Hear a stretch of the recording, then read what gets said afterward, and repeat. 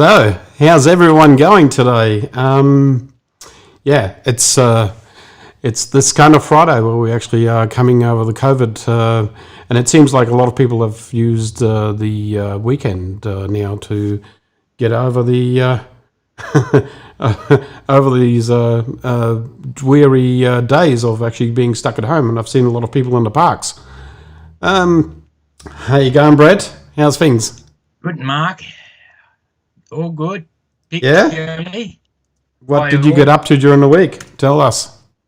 I just had a very lazy weekend, actually, staying out in the cold and having the fire going and so forth. But I believe it might warm up in the next few days.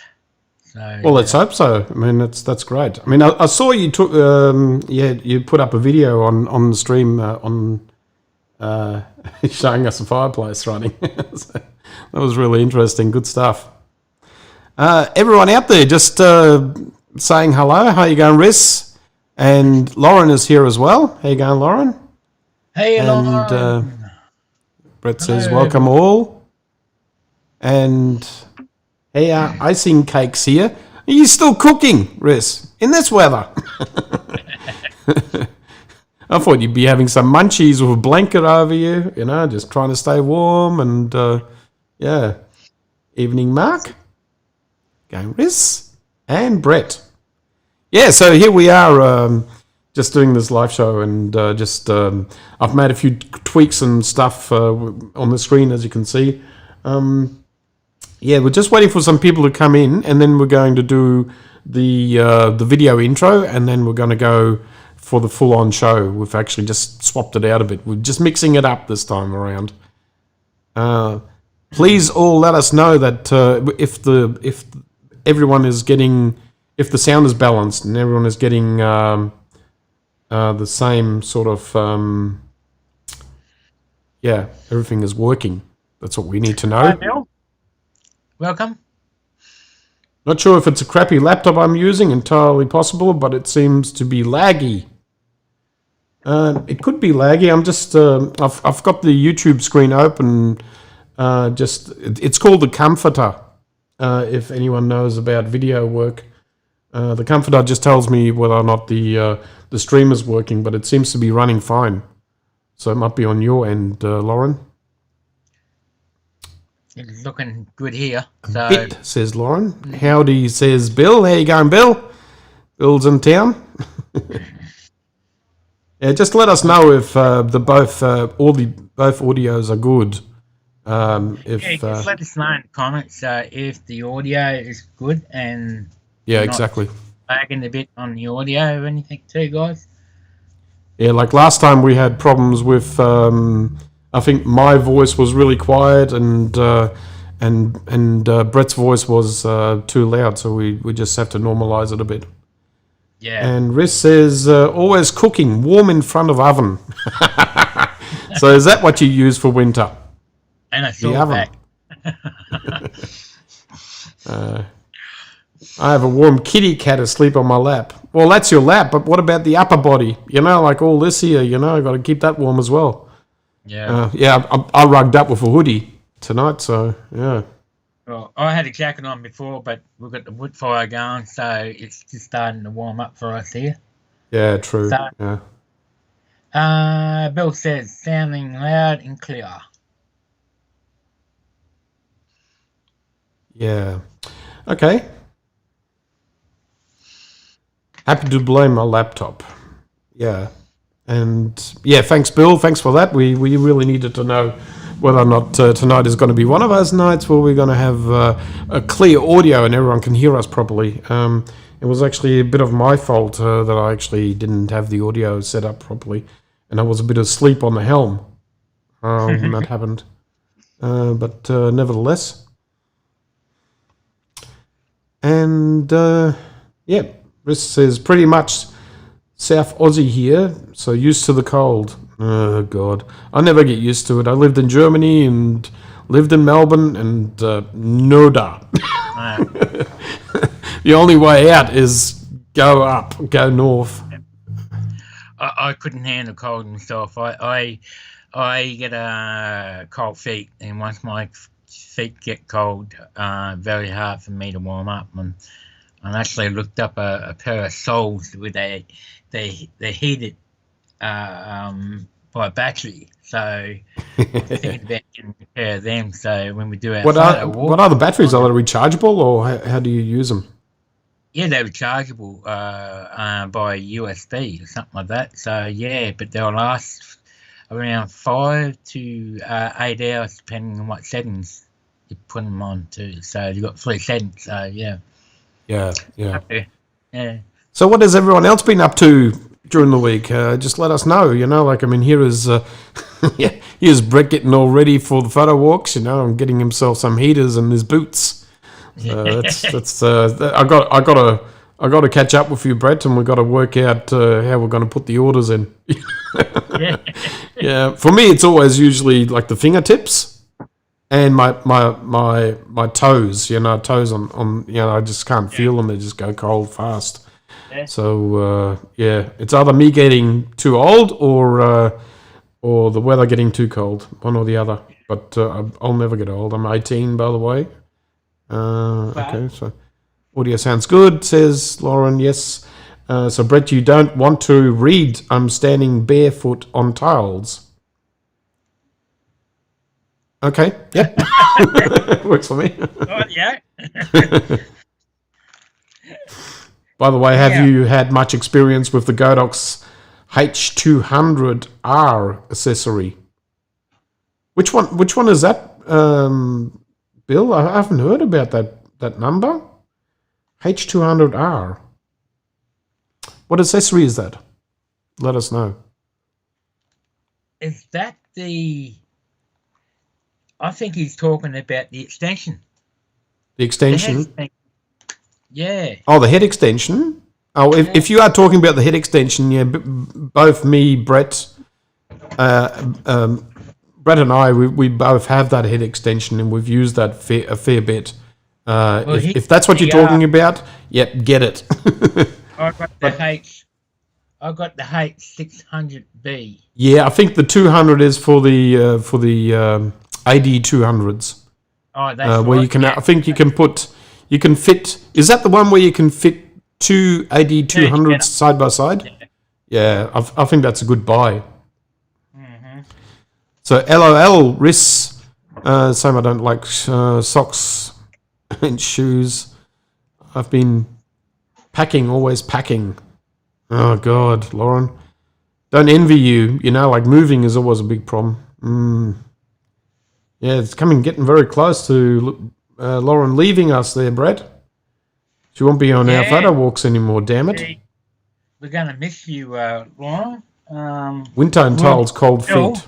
So, but I'm pretty sure that she will have a shooting partner with Bill down at Melbourne when she gets down there.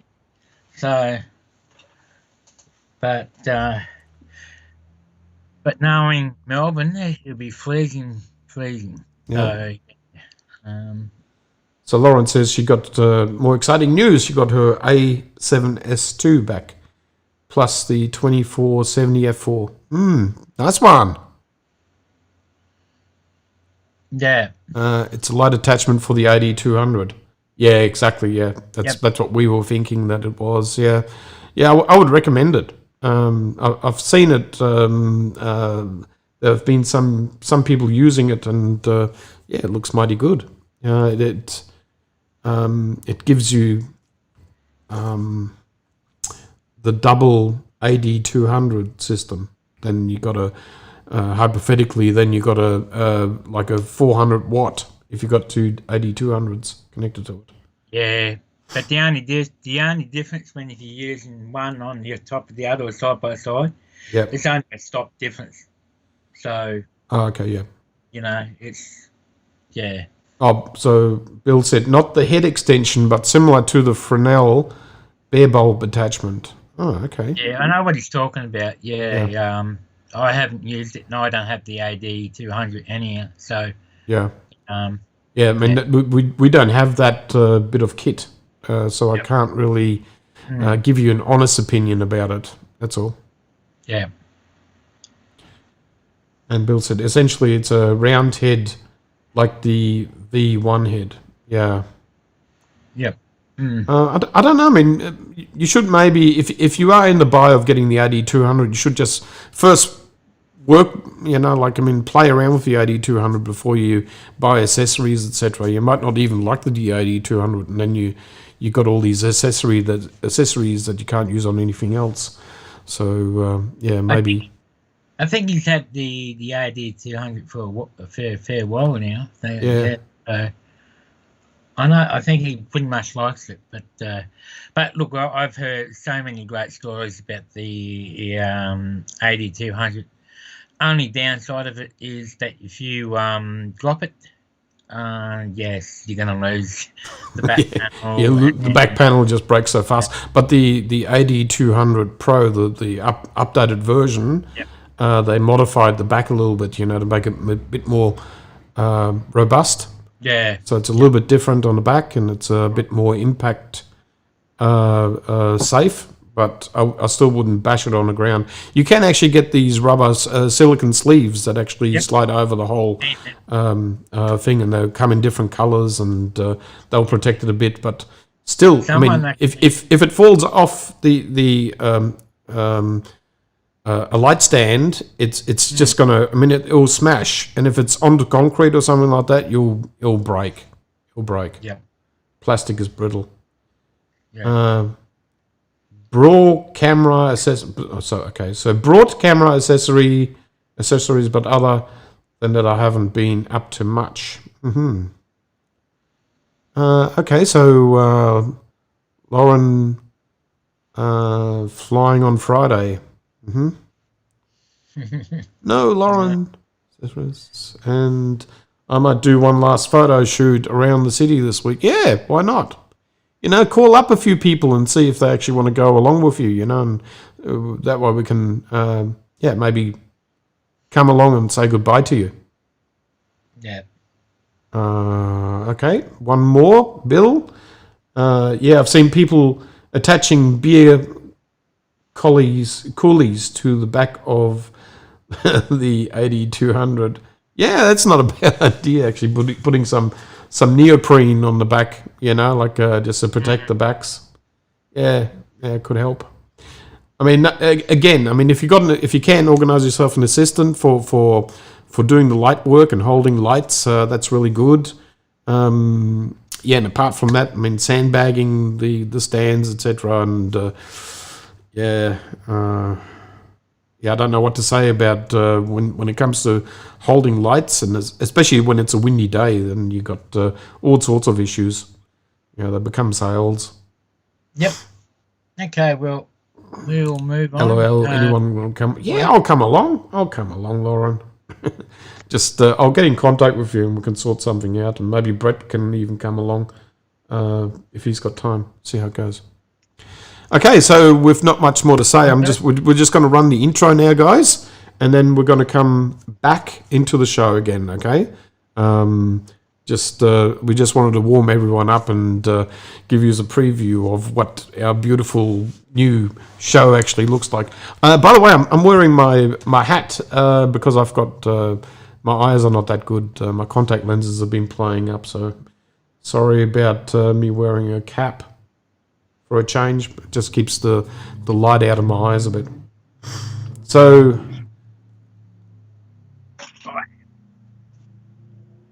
and Riz, just the last one. And Riz said, so Riz will come along if a wrist is good. I keep on saying risk. Okay, here we go. So here comes the good old intro. So get ready for this and strap down hard.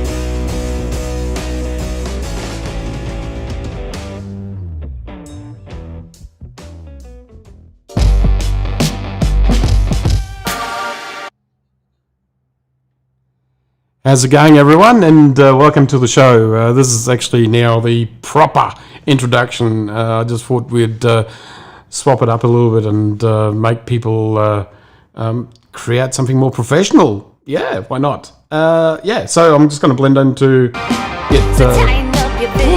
The music is still running. There you go. Okay, clear your ears, guys.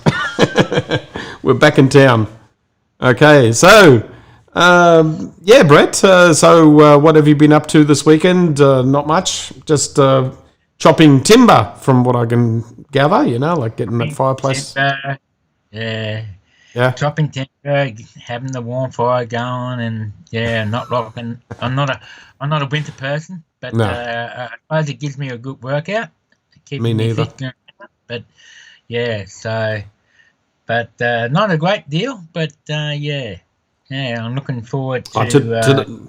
Today I'm just saying hello to the Americans and hope they're coming out of the COVID fine. USA. Yeah, so we're drinking coffee. I didn't have my Sony mug, and my partner put the Sony mug in the dishwasher, and I'm looking for it and couldn't find it. No, that's unbelievable. You can't. That's bad timing, isn't it? Yeah.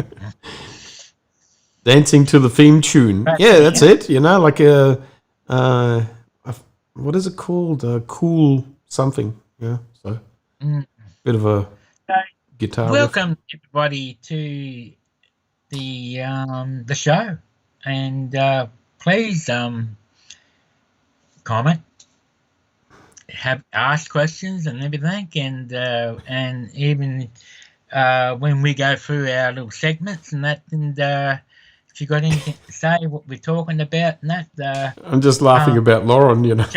It's like those movies that get 15 minutes into the story and then run the title. What do you think they do that? Huh? But please leave your comments and that in down in the comments, and we will get back to them during the show after each segment, and yeah, please let us know how everything is going, and keep us entertained, with the actual comments. We're always constantly reading them and love reading them. Okay, so the first segment that we have got in store for everyone is, Brett, what are your...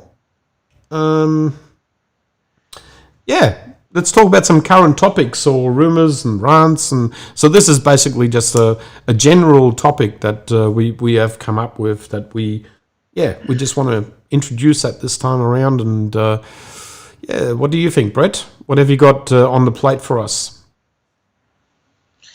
Well, you sort of put me on the spot in that one. I know, right? Well, do you want me to start? How about if I start? Yeah, well, I suppose everybody is knowing about this new camera that's been highly talked about in Sony rumors. Once again, it's something I don't really like to follow because they just rumors. I know Mark and a fair other people do go into Sony room to see what sort of rumors are going on. Was it just me now, is it? My fault. But what was it? The R? Yeah. How about if I'll just go into my screen? Yep. Sorry about that, guys. Blowing ears out again. Why did that? It's always unmuted. Okay, so this is basically what we're talking about. This is it's being taunted in the rumor mill as the ZV-1. I don't know why would they want to call it a ZV-1. Okay, but it's nevertheless. So this is the new, or supposed to be the new compact Sony camera. I think the lens is a 24-70 mil. And you got a microphone in. From what this looks like, it's not even a USB-C plug-in and a HDMI plug-out. And also you got this looks really funny, doesn't it? I mean, this looks like a complete mock-up.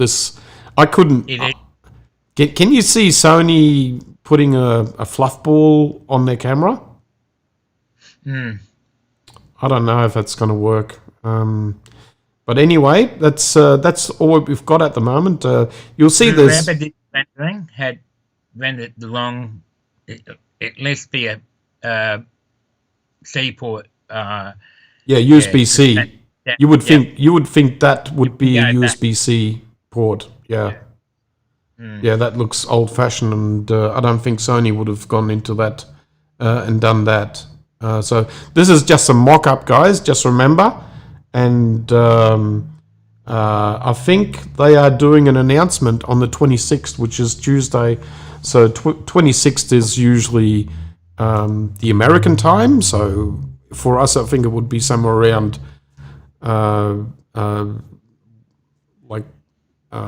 Tuesday midnight or something like that. It'll be somewhere in there. So we'd have to wait an extra 24 hours or so before we find out about the announcement. Because of time differences. So it's... the handle on that, the Bluetooth handle, vlogging handle, that is brilliant.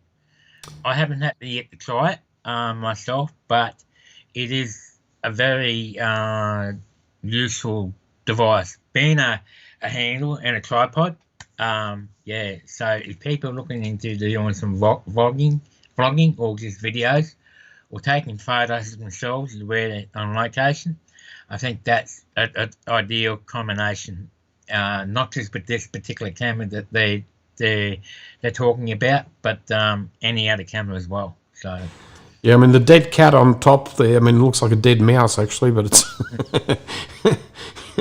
it's so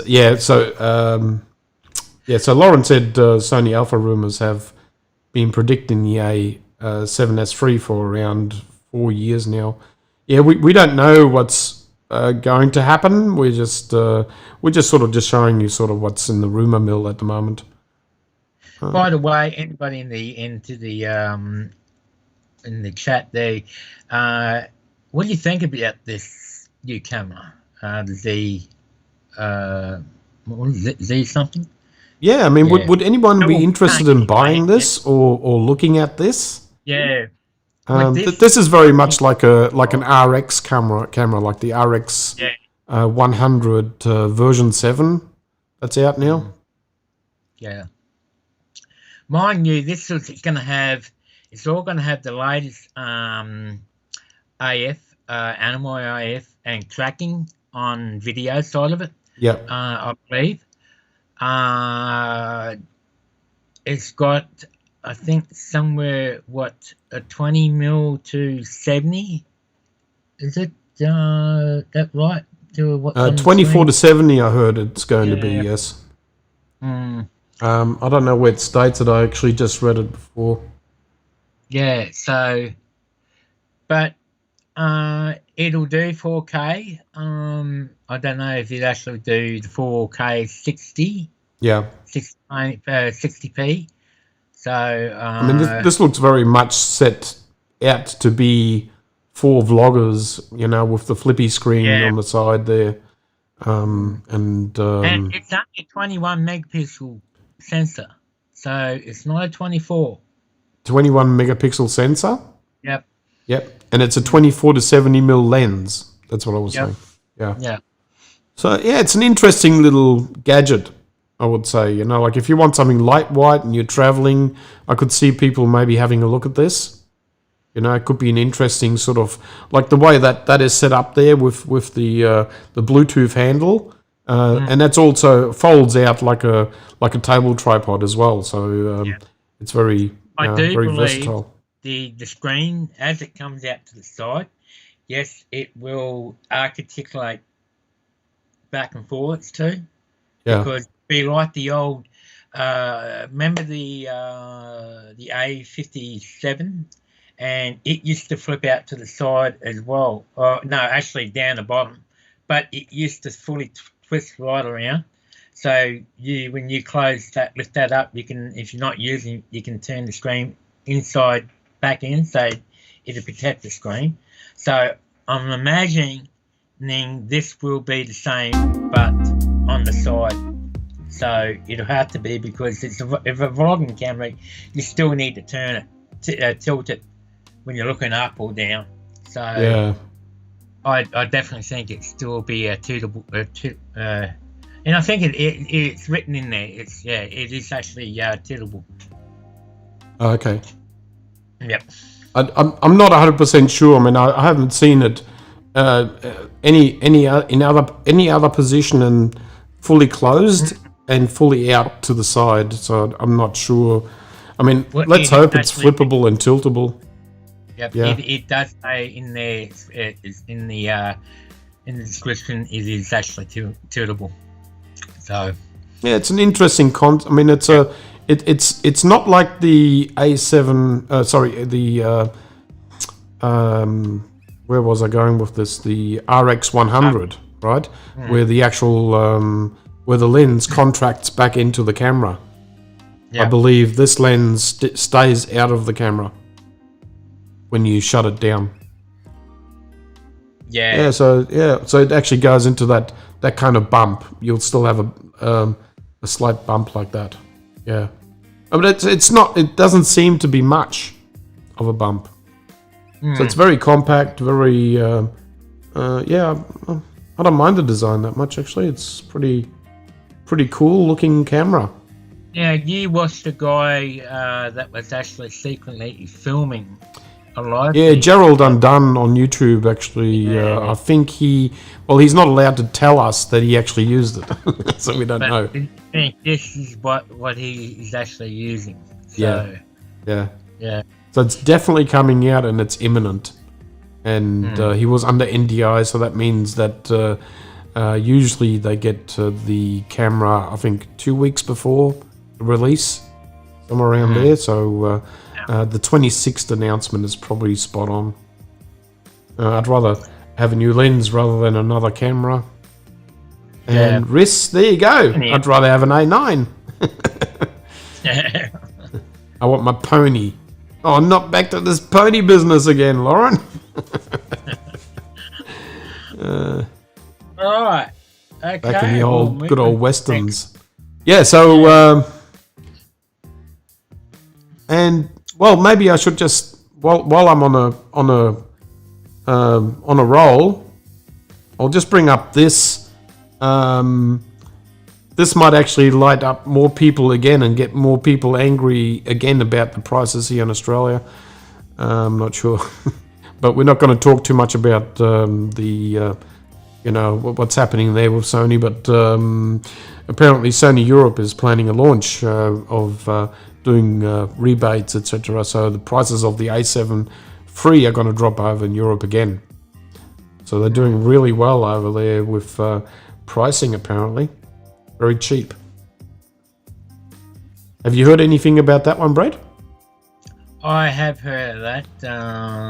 I don't know what's going on, because between the USA and Australia and Europe, we're doing it really tough over here at the moment. We're paying at least $1,000 more on everything. So I just I won't go into it, but I don't understand why. Look, cameras and lenses in Australia is always can be considered as a luxury item. Yeah. So obviously we pay more tax, but for some reason it seemed to they've hyped that up. But in America and Europe, it's different case. So, but apart from that, there's not much more to report. That's all. Yeah. So I have heard in the UK it is going back up. So yeah, for some reason I don't know. Yeah, it's just a shame. Like, I mean, even when you look at the phone, the Sony phone, the Xperia. I mean, they're coming out with all these kind of offerings where they're giving you dual SIM card, 256 gigabytes, 5G smartphone, and unfortunately, us Australians are not going to see any of it. It's not going to come out here in Australia, apparently. Well, as far as I know with the Sony phones, they just don't compete very well with iPhone and Samsung. I don't know why, especially now they brought out the U Xperias and so forth, where you got the Pro recording, the vanish sort of settings and stuff like that. That's very really good. I mean, even with that, I think the upper tier, like the top level phone there, has even got a HDMI out plug in the phone, which is crazy. I've never seen that done before, but I'm sure other manufacturers would have had that maybe at one stage or another, but seems like Sony is really believing that these phones are going to be really worthwhile going into pro level further and further. But anyhow, so okay, so guys, just before we go ahead, Brett, I just want to I want to bring up the our Facebook pages quickly and just show people. Okay, so this is the Photographers Collective. This is my group, and if you join there, you'll see all sorts of stuff happening and what's going on. It's very much on par with what Brett has. Got to try and bring up yours, Brett, now. So just bear with me for 1 second. Okay, so where's yours?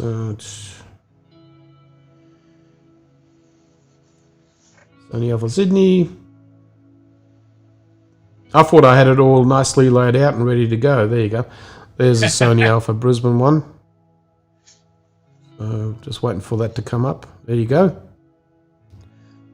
Whoa, the internet is very slow.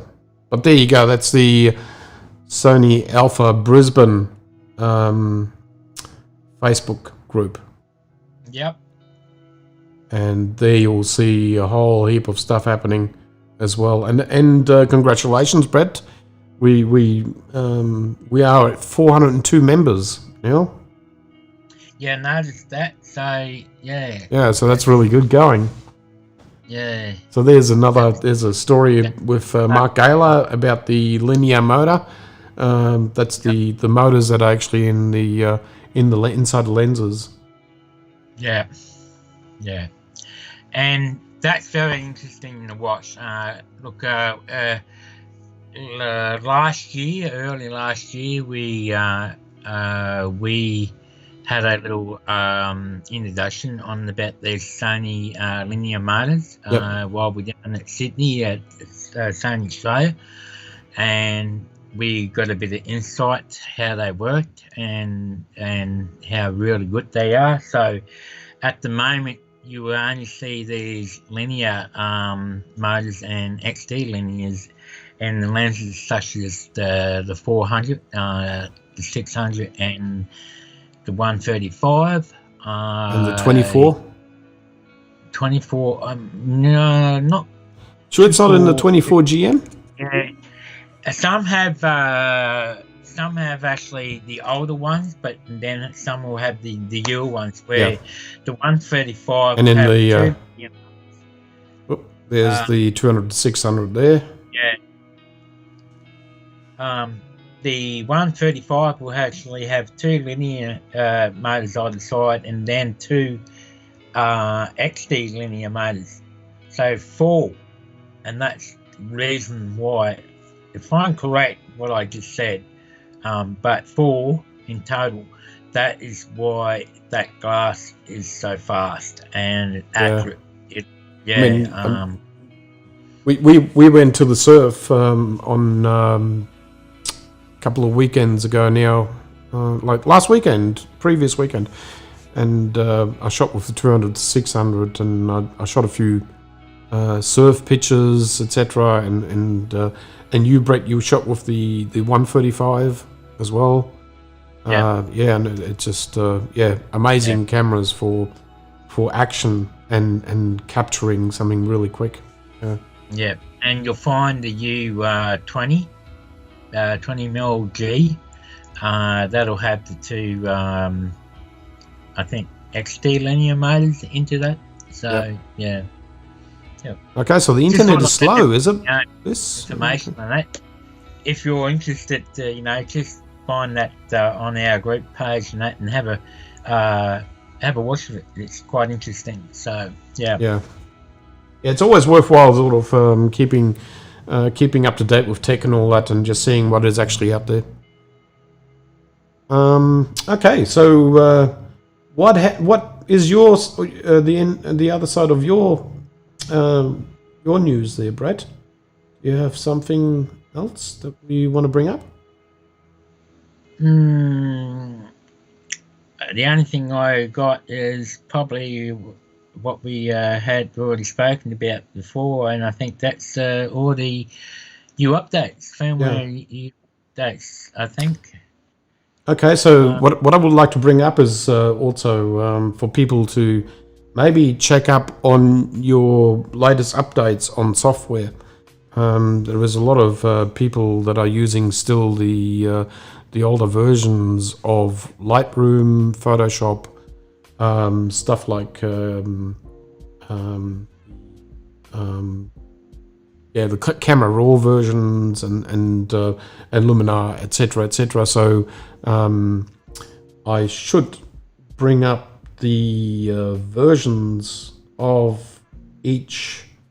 But what I might do is I will paste these versions into the comment box and below, and if someone wants to see or compare and making sure that they've got the updated version, then they can actually maybe just do a comparison with the numbers. But just a rundown, Capture 120 version, the latest version now, that's actually just recently come out, is 13.1.0.172, which is too many numbers as far as I'm concerned. But it's, I don't know what I have to, do all these .2 numbers and all that.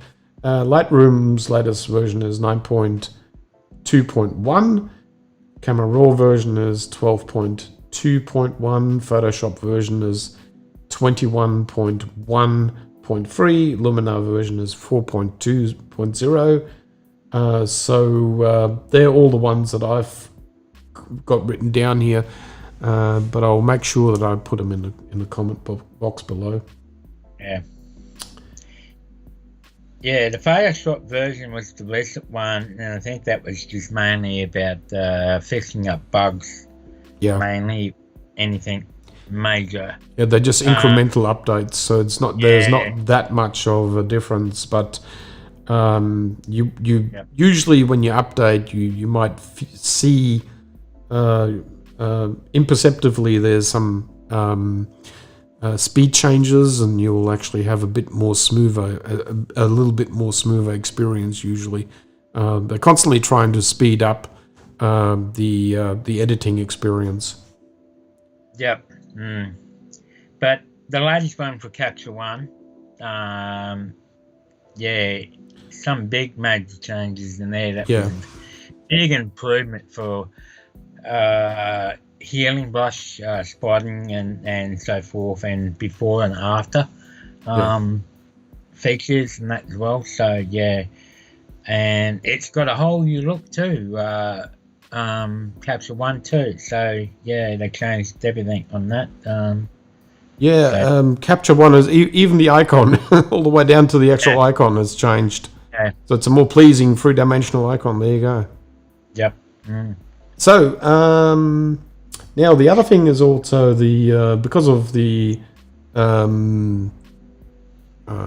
changes of the COVID virus and what we are now more and more allowed to do. Is there any news about the Sony photo walks there, Brett, at all that you can pass on to people? At the moment, are Sony advocates are talking to Sony Australia, obviously, but it's going to be a while yet before anything that we can run photo walks or workshops again. Yep. because of every state, it's different. So it sort of makes it a bit hard to get things moving. So at the moment, well, as everybody are aware in Queensland, that our students are going back to school Monday. So that's good news. Yay! Yeah, having the kids back at school and that. Looking forward to that. Back to the school front. Yep. But anyhow, look, I think in the next 2 weeks, we might find out a bit more as more restrictions. We're not even the second stage yet, so. Well, we are coming into the second stage, and I think a lot more things are opening up. I was out and about today doing some shopping, and in my area here in Cleveland, and the farmers market was open and running. Not many people there, but it was running. It was open. Yeah. So people are pushing, people are trying to get opened up, and I mean they're not doing anything illegal or anything. So so they're abiding by the rules, but we are getting, we're getting out there a bit more and more now. Yeah. But at this point of time, I think there's only a maximum of bit over 10 people outdoor that can, I think we're more going to wait for maybe the second stage. Yeah. Before we, but Sony is definitely acknowledging that there is a need to sort of, they're having a look at it now. They're starting to have a look at when they can start again. And obviously there's probably going to be a bit of a stagger happening between states as well, so so we don't even know what's going to happen here in Queensland. Even if in stage 2 something does happen and we decide to open up the Sony scene photo walks, depending on the limit, like I said before, right now it's 10 people. While abiding the regulations, keep safe distance and so forth, and wash your hands and everything, that still applies. We still got to maintain the safety for everybody, health, while on these photo walks or workshops. But it makes a lot of sense that we've got to make sure that everyone is. We don't want to. We don't want to be the cause of infection. Yeah, no. That's for sure. And Sony is really taking that very seriously. So we just got to be patient, guys, and that until we can get slowly start it up and slowly build up until we get back to almost normal. I don't think there will be a normal, but almost normal. But yeah. Yeah. So Lauren said she'll be totally there with us in spirit. Yep. Well, that's not good enough, Lauren. You've got to get on the plane when the next photo walk is on and come back up again. Okay, so I just want to just have a bit of a rant about certain people that are actually making other photographers' lives a bit hard. There's been a little bit of a talk going on YouTube, etc., about bad comments and people giving advice, etc., about what you as a photographer should do and what you shouldn't do. And I just want to give a little bit of comment. So what I would like to say to people is, look, it doesn't matter if you're just an amateur, or if you are just starting up, or if you are a full set professional, etc. Don't necessarily be told by a, doesn't matter if they're professional photographers or or even a photographer that does workshops have written books, God knows what, you know. I mean, they're not really qualified to tell you what to do and what not to do. Okay, so in other words, they can give you pointers and hints about how to improve your photography, but they should not direct you into a niche and bully you into telling you what you need to buy, what you should do, and there's a lot of talk about the photographer actually telling you that you are not a wedding photographer, and you know, so it's not really up to them to tell you what you are or who you are. Yeah. So just be aware of that. So don't be influenced by photographers of who you are and what you shoot, since they are themselves unresolved anyway. So they don't know any better than what you do. Okay, and also like categorizing yourself will stop your artistic flow. You know, and I remain pleasantly unexplained. You know, so just I don't like to slot myself into turning around and saying, okay, I'm a fashion photographer because I've published fashion. Because I also like shooting landscape, and I also like shooting birds, and I like shooting people on the street. And so what am I? Well, when I'm shooting landscape, I'm a landscape photographer. And when I'm shooting weddings, I'm a wedding photographer.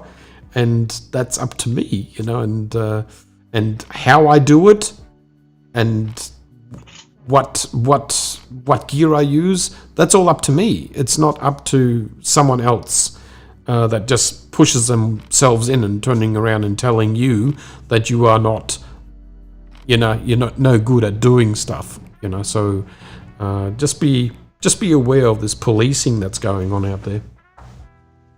And also, you know, like, I mean, you know, these photographers, I compare them a bit with camels, you know, like, I mean, what do camels have sticking out of their backs? It's reassurance, and usually the photographer's coming up to you and talking with you and telling you what you should do, who you should be, etc. And you are not a wedding photographer, or you're not a fashion photographer, etc.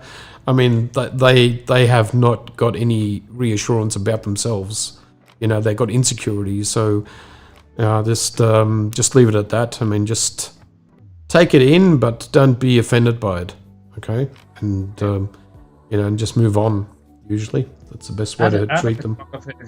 Other photographers are just going to understand that we've all started off from somewhere. We've all been, even that's people that are up the top of the game, and you know, they've been there before, and they must realise when they look back how they started off, and you know, so forth. So and that's just be very aware that there are professional photographers that get paid, but look, I mean, they're also just average people. You know, when you meet them, you know, like, I mean, they eat, they go on toilet the same way we do. So it's you know, like, I mean, they came from not knowing anything, you know, until what they're doing now, the work that they're doing. Yes, they've got a proven record of photography, etc., and you can see that they are good photographers. But usually, the more professional these photographers are, the less they will actually come up to you and tell you how bad you are. You know, basically, they only care about their own world, and they will only they won't critique much. They will just move on with their photography, and they completely understand that other photographers have got different ways of shooting, etc. Yep.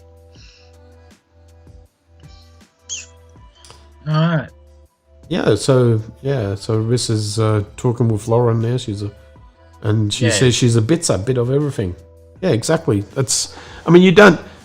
Yeah, just don't get me wrong. You know, like, I'm just turning around and saying to people, look, you don't have to explain to people that you are specialized in any kind of field. It only comes to play when you are are approaching your customers. If you've got a customer that is looking for a wedding photographer, well, it's no good showing them landscape pictures.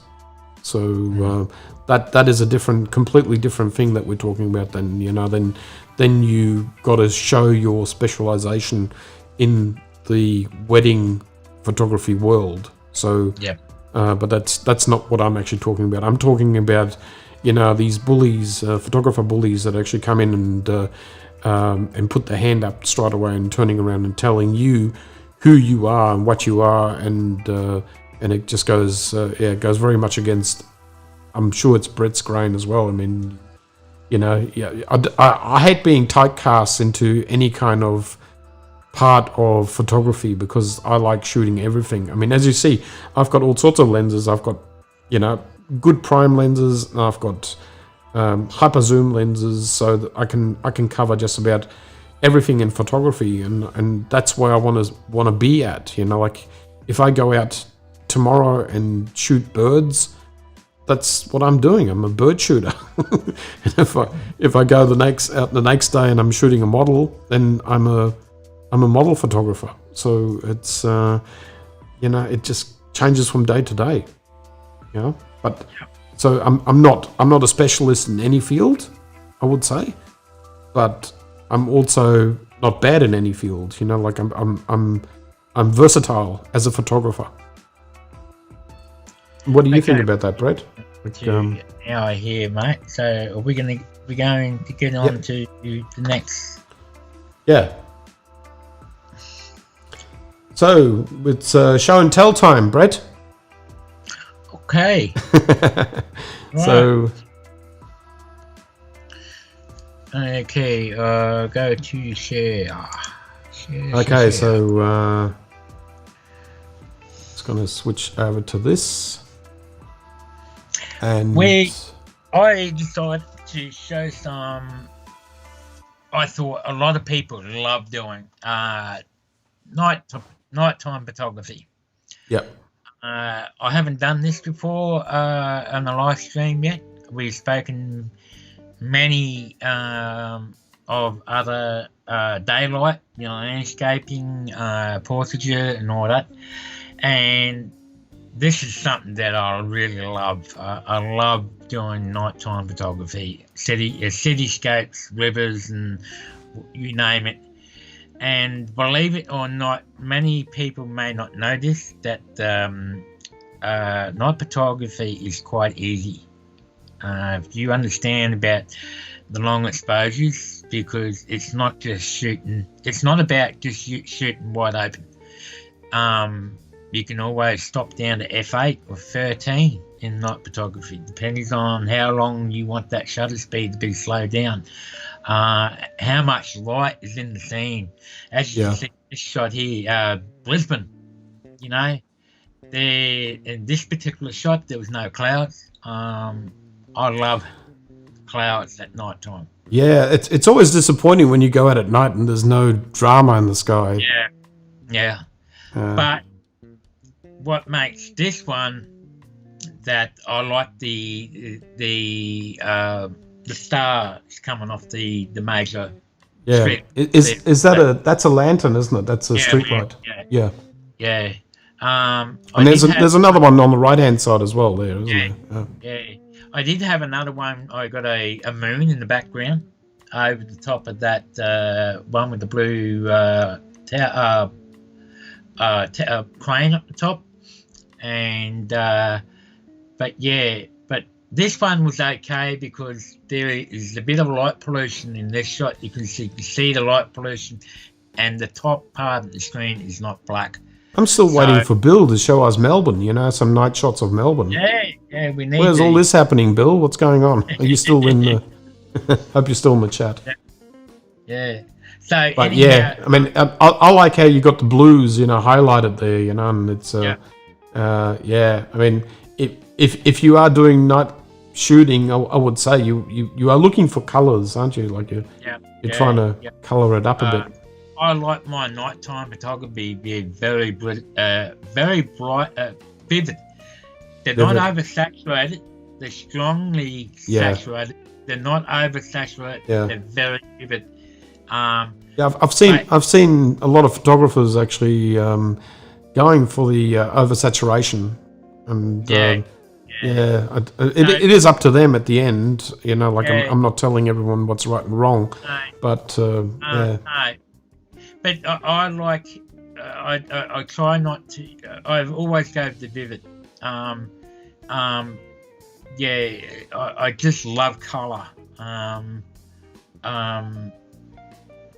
But a lot of my cityscapes, mate, you'll see there's so much detail in my images.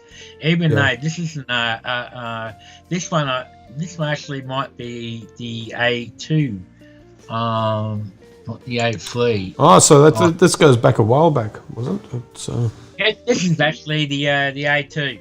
Oh, okay. Right, so yeah, and it was shot at 25 seconds f11 at 23 millimeters.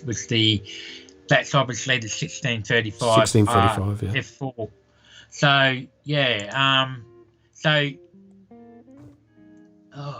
what did I say? What's the ISO on that again? ISO 50. So 50, there you go. yeah, on a tripod. What was the shutter speed? Like something like 10 seconds or so?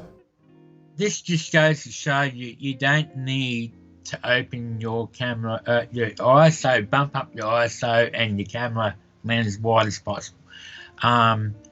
You can do the same if you were doing if shooting f4 or 2.8 or 1.8. Believe it or not, even if you open to 1.8 and you were focusing, say, on the actual Brisbane side, which I was actually doing here, but because I was shooting f11, I'm getting reasonably good focus in the background. But in f4, you can probably, you might get a slight blurry background. But it's not as noticeable as like during the daytime, where you can really blur that background out, But at night, it's a bit different. Yeah. I mean, it's also like you got to watch out for convergence on buildings, that you actually are not caving the buildings into each other. So there is in Lightroom, etc. I mean, you can fix that all up. Yeah.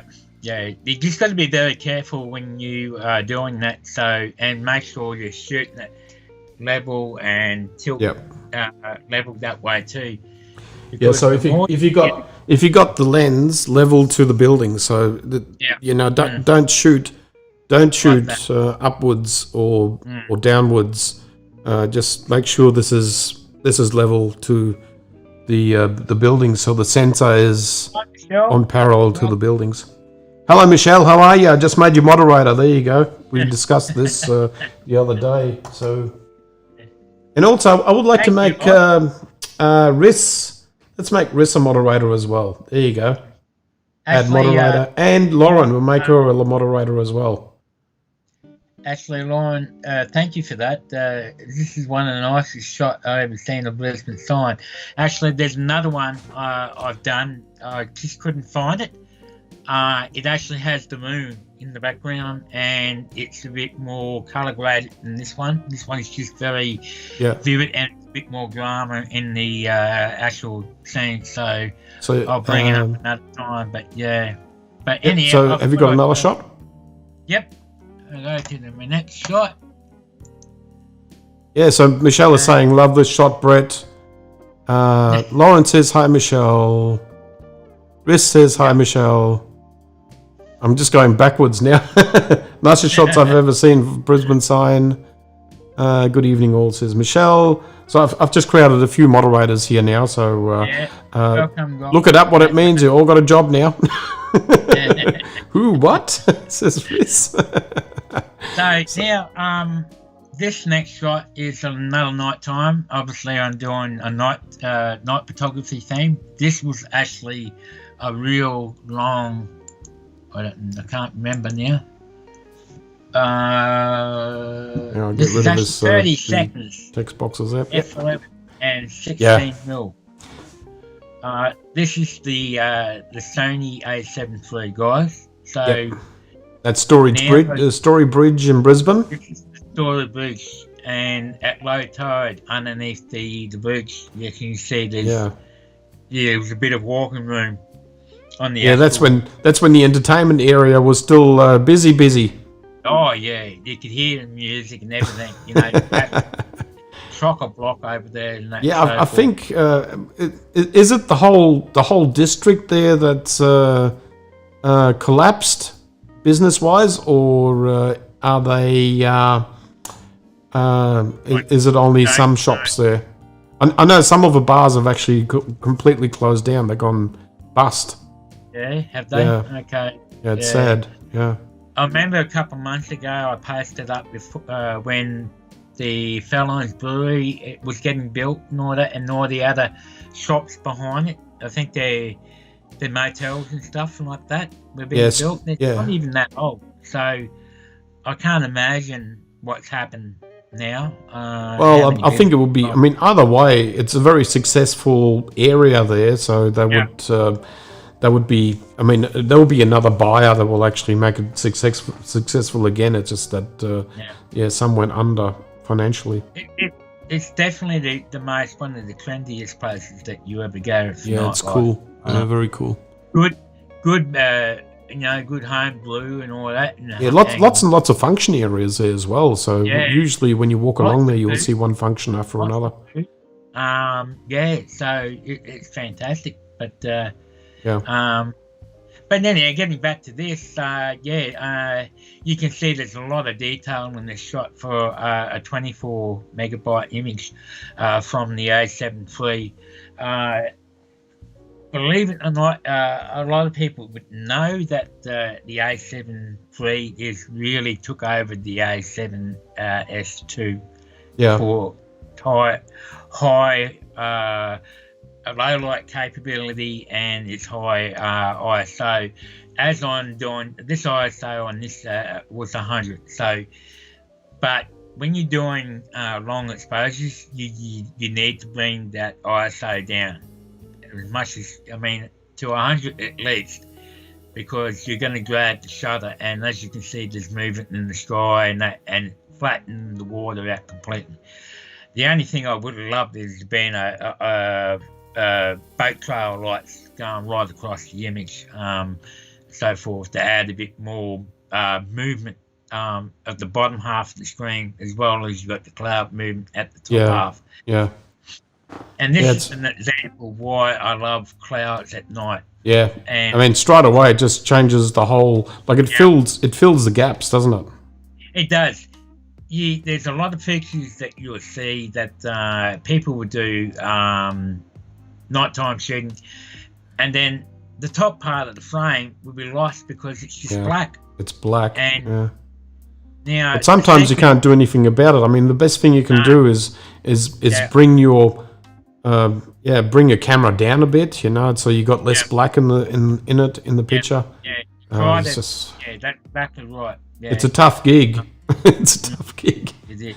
But while you're out there, you might as well shoot it. That's how I see it. I mean, even if you only get practice in, but keep your best shots for like shots like that where you actually got clouds and drama. Yep. Yeah. So this particular shot, F11, you can get this nice sun, the streaks, the starry effect, and the lights, thing. And that usually happens with your aperture. So you got aperture blades inside the camera, inside the lens, and the more you close down the lens, and it also depends on It helps having more blades in the lens. So sometimes they're talking about 11 blades or 8 blades. So if you got the higher amount of blades, the more stars you'll get out of it. I think for every blade, you get 2 stars. Is that right? Like two bursts. Yeah. So if you got 8 blades, 8 aperture blades, you'll get 16 bursts, but if you've got 11, you get 22 bursts. Yep, that's right. So it looks more impressive, apparently. And once again, guys, you can see how detailed the A7 III is often I can push these files to get into detail out of them. I mean, if I if I zoom in a bit, and if I scroll, you can see how much detail is under that bridge. Yeah, yeah. You know, and stuff like that. Yeah. To there. Obviously, if the What was the other picture that you had there? That's a canoe or so, the other picture of the other angle of the other side of the bridge. Not yet. Just flashed up. I've got to do that one time. Yeah. So Yeah. anyhow, yeah. So that's that one, guys. So actually. So I'm just going to bring up a few people here. Yep. Yeah. So Lauren says she loves some city lights there. I'm not cool enough to have dined there. You don't have to be cool enough. It's just, just hang out there. Just get yourself a drink. Can you tell I'm sick of packing? Says Lauren. Yeah. I was going through the very first photo walk album with you guys and my first experience with tripod and cityscapes this morning. Ah, interesting. Reminiscing. I'm sick of sneezing, stupid wind pole. Yeah. Well, I copped a little bit too today because I was dusting my place and I'm allergic to house dust and it got me. Hence my drinking tea. So, third image, guys. Last one I'm going to show, so I don't bore people too much. Here's another image. Story bricks once again. Opposite side. This is there's a little way a wharf coming out over to another platform out near the water here, and yeah, so another night where you can utilize the clouds, and to get these clouds to come in at night time, I'm utilizing the light pollution that is reflecting to the clouds, and that's how I get my clouds. I do a fine balancing act where I'm really shooting for highlights in all the lights. I do not want those lights to blow out because I want detail, especially like if you're like the last image where you can zoom in and you can look into the motels and you can actually see detail of people or pictures hanging up in the window, you know, from across the river. Yeah, So speaking of detail, I'm going to bring out a video sometime next week. Speaking about just that, it will be especially useful for people that are using the A7 III, A7R III, A7R4 and A9, like full frame cameras mainly. We'll actually be talking about magnification and focusing with magnification in mind. So it's going to be a video. So watch out for that. It's on YouTube. I'll announce it and all that on Facebook when it comes out. Yeah, right. Yeah. So again, it's on all about vivid colors, detail. Yeah, nice shot, Brett. Balancing the image out. You know, if that sky wasn't there, it wouldn't have made the shot because that sky, if the clouds wasn't there, it would be pretty much black or blue, and it's missing. You know what I mean? It's also a bit of a difference where you got the Story Bridge that hasn't got like the crazy red and green and blues. You know, it's just the champagne colour. It's really nice, like a golden colour. But once again, it's always detail. It's detail in the sky, detail in the foreground, and so forth.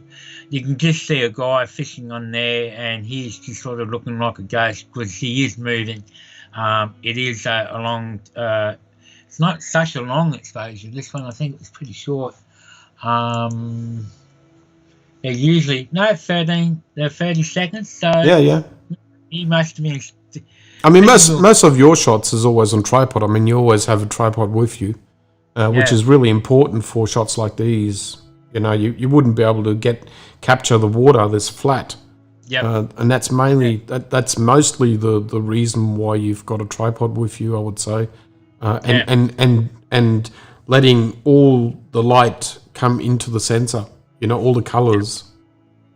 Yeah. And mine, I am using the f4 1635, so you can get away with an f4 lens. You don't necessarily need a fast lens like 2.8 or 1.8 or 1.4. Yeah, and that's a big price difference. I mean, we're talking about $1,000 difference, isn't it? So it's between the 1635 f4 and f2.8. There's a big difference in price and weight as well. You know, carry weight. If you ever had the 2.8 in your hand, it's a very heavy lens. Yeah, and believe it or not, on the Dio the Smart, they rate the Zeiss 1635 pretty poor for sharpness. It loses on the outside of your widest point, and it starts to get really soft and that. But not really. I mean, I've been quite happy with my f4 1635 for daylight or whatever. So, I mean, this particular shot, it's easy to print this and you'll see all the fine detail, whether it's on the outside or not, but with no problem. But it really just comes down to people's taste. Do they really want sharpness right at the edges and so forth?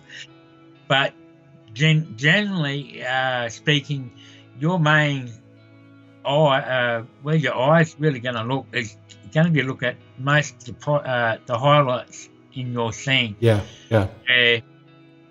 If you look at the sand in that here, you can see there's a lot of highlight and in the middle. So the concentration, your eyes will go right through to the center, and the clouds are not much of a distraction. So you've got to be careful with that too. So, but it's sort of like a landing line going from the right-hand side into the middle and to the middle of the left-hand side of the image. So, any more pictures there, Brett, at all? Or I think I got one more, but I think we'll give us a look.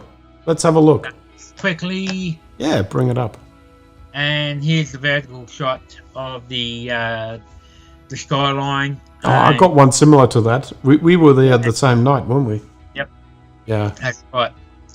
This time I decided to do it differently because there's no clouds in the sky. This was coming under the blue hour, and you can see the light pollution behind the city.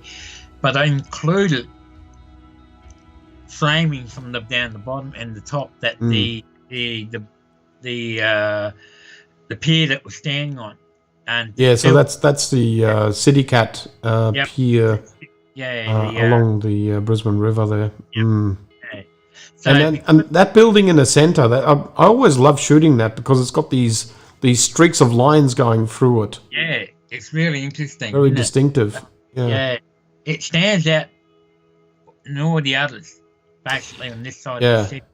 So, I mean, that's where you can practice your sharpness. I mean, if you get that building nice and sharp, it's just really it just looks really interesting, and punchy. Yeah. Just once again, this was shot. Well, this was only shot at 6 seconds. Well, there you go. F14. And this is actually the 24 1.4 G Master lens. So there you go. Oh, there you go. That was my lens that I gave you. Yeah, that was your lens. But once again, if you see here, if I zoom in a bit, it is quite detailed. Yep. It's a bit of a blur, but it's stunning. Yeah, it's just it is. It's actually quite a printable photo. Yeah, I think we're all waiting for all the cranes to disappear in the Brisbane cityscape. That'll be the day. Yeah, well, unfortunately, we're going to see a lot more cranes on the other side of South Bank. Yeah, when they're because building the they- bridge and all that. So it'll be a long time for that. Yeah, and they're building the casino up as well, so that's another thing Yeah. that's just come. Apparently, they come out of the ground now, so they've done all the car parking down the bottom. And okay, anyway, Anyhow, okay, mate, I'm going to stop that show. So back to you. okay. So Riss says she can't. Good drone flying spot, says Lauren. And that was that location. That was you shot the. That was the golden, the Story Bridge in gold. That location there. Yep. Yeah, Brisbane is a very pretty city, Lauren. You might not get that in Melbourne because the Yarra River is very narrow. It's not as wide as what the Brisbane River is. That's the big why they call it the Yarra River. Oh yeah, it's the Yarra River is a Yarra River. Yeah. Yellow River. Cranesby will be there for a long time. Yeah, it's true. You know, I mean, we just have to endure it like everything else. You know, you can't make them disappear. It should be fantastic when it's all done because, to what I've seen, it's going to look pretty much similar to something like that motel in Hong Kong. Oh no. Yeah, it's going to be that platform above, isn't it? Yeah. Like crossing it. Yeah. Yeah. So it's going to be very interesting. No, it's not, Lauren. No, it's not.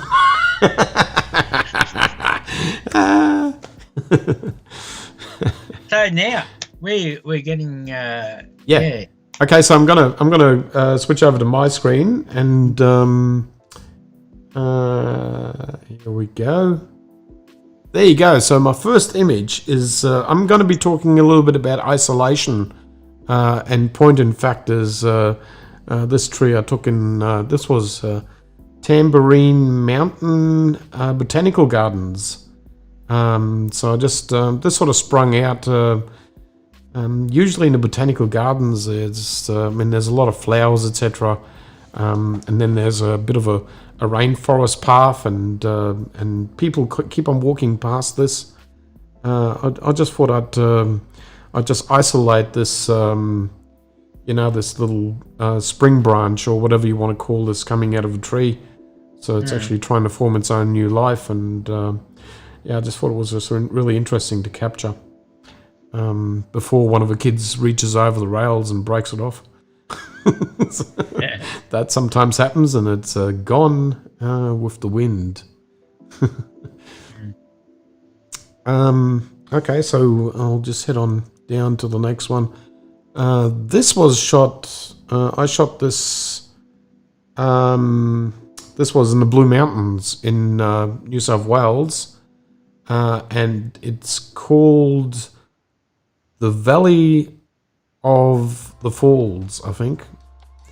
And it's a long hike down, very steep hike, and very dangerous hike as well. So and you come to, like, there are tiers of waterfalls. So this waterfall just keeps on going, and then you get down to this one step where the so every tier just goes further and further into the valley. So it's a very interesting hike, and great for exercising, I tell you.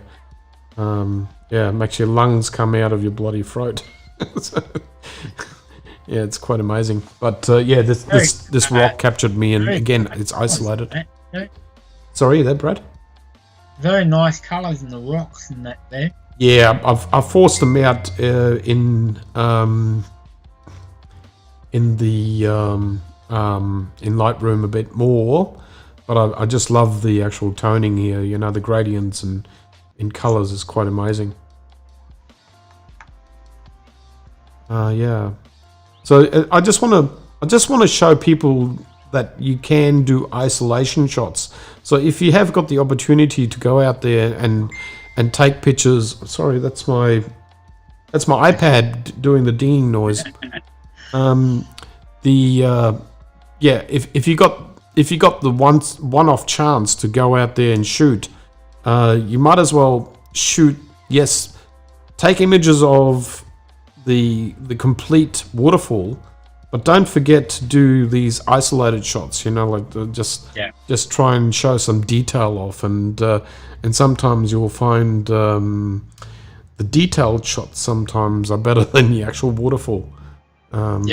Even though it's all pretty, but I just really wanted this sort of like a bit of detail, and you can see a bit of green moss there on the rock as well. And I've listed this picture on Facebook a few times already. So and the next image is It's very good that you made that point. It's like it's sometimes I tell people in my workshops and that not always take the bigger, the widest image and try and get everything in, because there's sometimes you can, when isolating something like you just said, you can tell a better story and picking out little bits and pieces of an inner scene than a wider, so to speak. So I mean, it's just. I mean, it's sometimes these pictures are the things that people forget to take, and you see them sort of like, I mean, sometimes you see too much of the forest and you don't see too much of a detail of a tree. So don't forget to do that. This was taken last Friday, like 2 days ago. I came across this swallow. There was a whole bunch of swallows that were flying around. I mean, they're unbelievable acrobats, and they fly one direction and then they just change on a pin of a needle, on the top of a needle. It's just unbelievable how they switch. But I just thought, there you go. There's another image of isolation. I mean, I could have shown the background with the ocean, etc., but you would have lost the bird and all that. Okay, so this on the A9 or the R4? No, this was shot with the A7 R4. Okay. And 70-200 f4. Yep. With the G lens. Yep. So the way you're showing this too, because the bird is not central, and it's you pretty much got it in the rule of thirds there too, on the top rule of thirds corner on the left side. But you could show that because it's the R4, you could actually crop that in to how you like. Well, I did crop it in, to be honest. Okay. It's just, I mean, these birds just move around so quickly. Yeah. Getting them perfectly in the frame is just, you'll be battling for it. And I was with a friend as well on there, so I didn't actually have that much of time to like spend the whole day there and just shooting these birds, which I would have if I would have been there by myself. Because it's sort of, I mean, it's time consuming. The A9 in this particular shooting and the AR4, what are you finding between the two? We know that the R4 is 10 frames per second. Yep. If you've got the right settings at 10 frames per second, comparing 20 frames per second with the R9. Now, well, it's 15 frames with that lens, with the A9, because it with the 70-200 it drops down to 15 frames maximum. Yeah, so, but you're finding the focusing is pretty good for that the R4. Yeah. And the only thing the A9 has still got ahead of the A7 R4 is the tracking. If you set the A9 to tracking, it's I mean it will put a square around the bird, and that square is just always going to be on the bird, focusing on the bird. And it's, I think, every was it 200 times per second or something like that? Something crazy. It's a crazy number of how quickly it's constantly focusing. I mean, this the A9 is a freak. It's a freak of a camera. All those seconds and frames per second. Yeah. It's just I gave my A9 to my friend to try out, and Michelle, so Michelle. There Yeah, you go. Michelle had a go at it, and she loves that thing. So I had a battle to get it off her She again. would have loved it, and she would have found it a bit hard to hand the camera back at the end of the day. Honestly, I mean, if I wouldn't have mentioned it, you know, like she'd still have the A9 wrapped around her, you know, shoulder. Yeah. She'd still have that on her. But she very much loved it. Yeah. Yeah. Yeah, and again, isolation in macro as well. So you don't have to show off the whole flower. You don't. The beauty is not in completeness. You know, the beauty here is in isolation. So, doing a direct head overshot, you know, with the, I think this was shot with the A9 again. So this shot was with the A9. Yeah. And with the 90mm, the 90mm macro. Yeah. And sometimes you just have to take these shots instead of really worrying about when you can see the noise in the background a little bit. I'm not concerned about that. It doesn't worry me at all. You know, it's sort of like it's that bit of it's almost like a shimmer. You know, I'm quite enjoying that. And I could have smoothed it out, but I don't. Yeah, but the thing is, your eye's not drawn to this size. It's drawn to the metal because that's the brightest part of the scene. Yeah. So you're not really going to. People are not really going to see that on the outside. So yeah, it's look. I mean, it's everyone's taste. You know, like it comes down to taste and whether or not this is the picture that I want to take. I mean, just when my advice is to go out there and envision what you are going to take or what sort of picture you would like it to be, and then go for that. You know, go for the drawing that you set up in your mind, and then do it. You know, and just create yourself some sort of direction. Just an idea. Okay, so I'll just go over to this one and yet again another picture of isolation. People give us a thumbs up and Mark's channel and subscribe, and that be pretty much appreciated. Thank you. So yeah, and again, this was shot with. Going by memory, I don't have the EXIF file here or anything like that to work out what the metadata is. But from memory, this was shot with the A7R4 and the 90mm.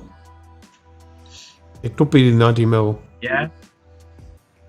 I would like to say that it was the 200 to 600, but I think there's not enough blurring in the background. So again, it's isolation. I mean, you can see the water drop, so it was raining there. This is Tambourine Mountain Botanical Gardens again. And it's just one of those, it looks a bit like a heart, actually, this picture. Yeah. And this is, I know I'm showing a lot of pictures, but I'll try, I promise you, I'll try and go through it fairly quickly. Again, this picture here, you'll see, if I drag this down a little bit more. Okay, so this was shot, I mean, here you can see the Benro in action, where it actually has got its, the legs are spread and the center column is actually pulled out and set to the side. And I am shooting into this crevice here, and you can't really see what I'm shooting right now, but I'll in the next picture it will start explaining itself. So this was actually a setup that Michelle was shooting with this setup. I did some freehand work just a few meters off, and the images were for, like, we were taking pictures of anemones. Yep. And these are the green patches with these life forms around it. I wouldn't, tentacles? Would you call them tentacles? They basically are actually underwater. Yeah. So this was shot through the water, and I shot this with the A9 and the 24mm GM 1.4. Yep. And there's no flash, no light. This is just natural sunlight. Yeah. And again, we're talking about isolation, and this is the sea enemies, and just a sneak preview of what I've entered into the Sony Scene Awards, by the way. Yeah. And you can just see all the crushed seashells. I mean, this is micro, very small, very small. I love this next shot. Look at the green and Sorry. And, yeah, see all the tentacles inside. Yeah, it's like it's eating up all the shell. I'm not sure what these sea anemones actually eat, or what their diet is, etc. But they're a living life form. But when you look at the green, you can see all the detail there, and the bits and pieces. It's just a crazy. Question there for you. Rich was saying Mount Tambourine Botanical Gardens, that great thing. Yes. Yep. Right. Okay. There you go. Tambourine Mountain Botanical Gardens. Yep. Yep.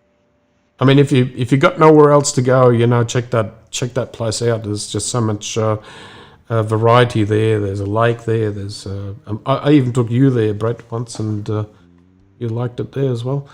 Okay, so. And again, you can see isolation, and I felt this was not enough isolation, so I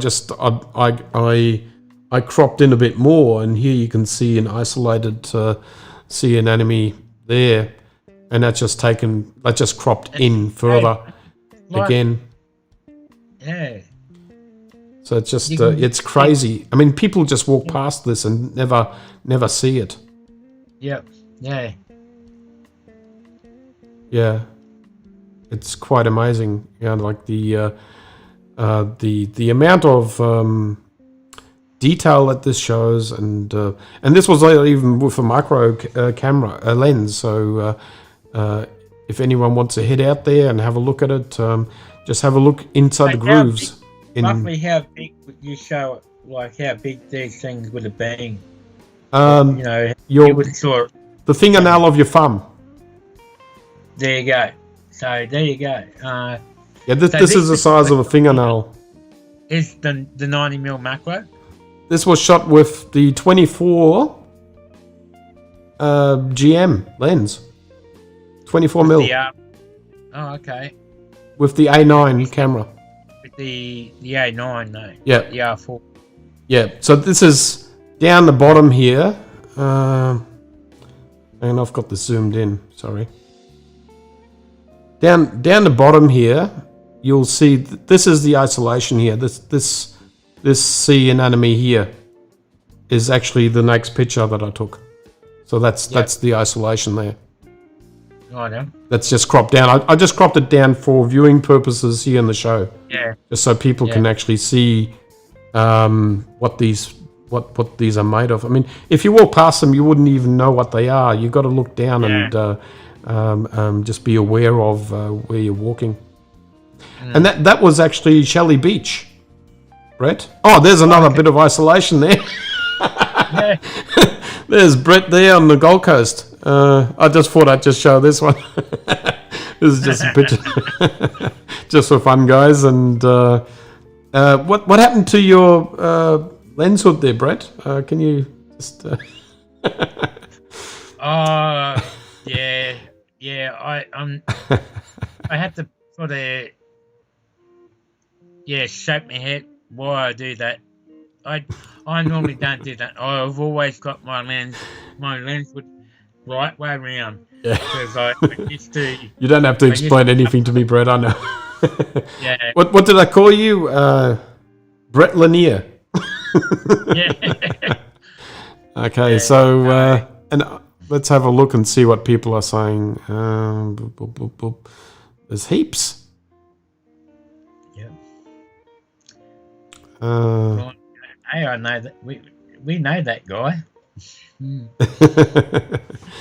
Yeah.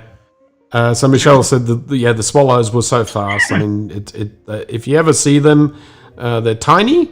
I mean, they wouldn't. You would lose them in your hand. Basically, that's how small these birds are. and very fast moving, unbelievably fast. See, and that's the thing, when you see like the National Geographic shows and that, and, you know, that looks so big, but you know, and yeah, but they spend months on end videoing their footage, and sometimes they spend the whole season in that area to shoot everything. Plus, also when you've got that much time on your hand, you don't need to chase the bird. You wait until the bird gets into position, so it flies into your lens path, and then you take the picture. So it's a different technique, you know, sometimes. So you can practice that as well, where you are not moving the camera around. You're just waiting. You're predicting where the bird is going to be. Basically, we have a family of them on the loading docks at work. You get the feeling of being watched. Yes, they are Australian spies. Calling the camera names.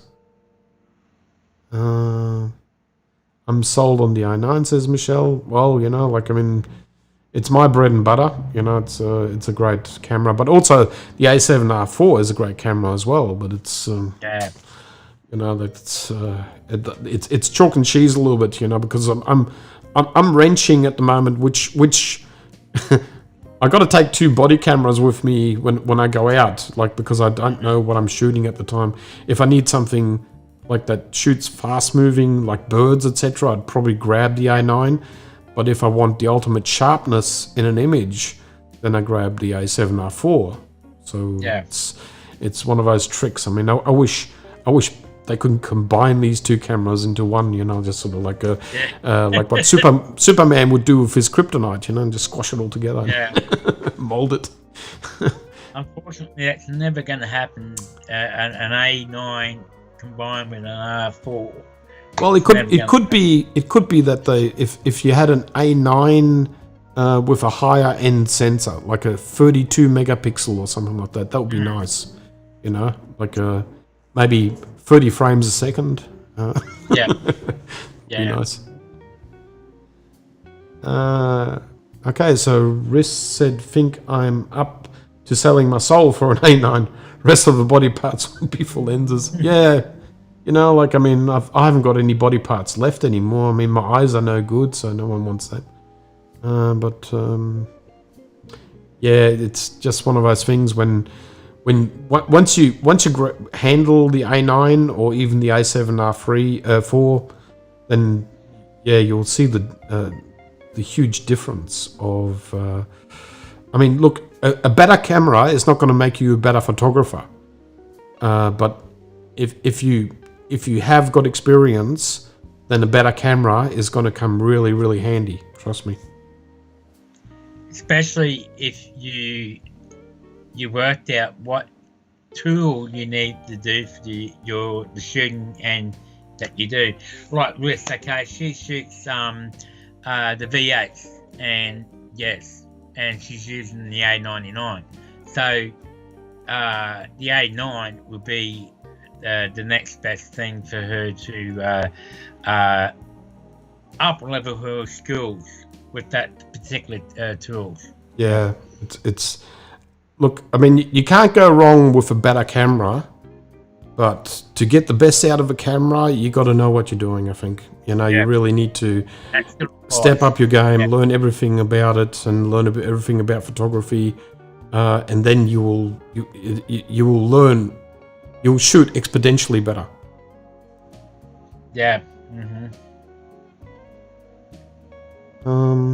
Okay, Michelle says I'm submitting on my one of my images to the Sony comp. Yikes!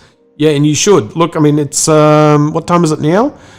40 minutes past 8, and the submissions for Sony Scene Awards have to be in by midnight, guys. So if once we are finished with the show, get onto it and submit your pictures. Yeah, absolutely.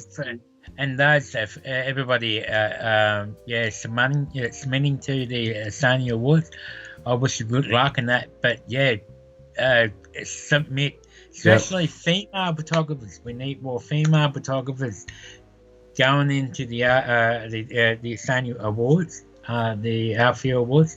But please do it, because you never know what will happen. Yeah, absolutely.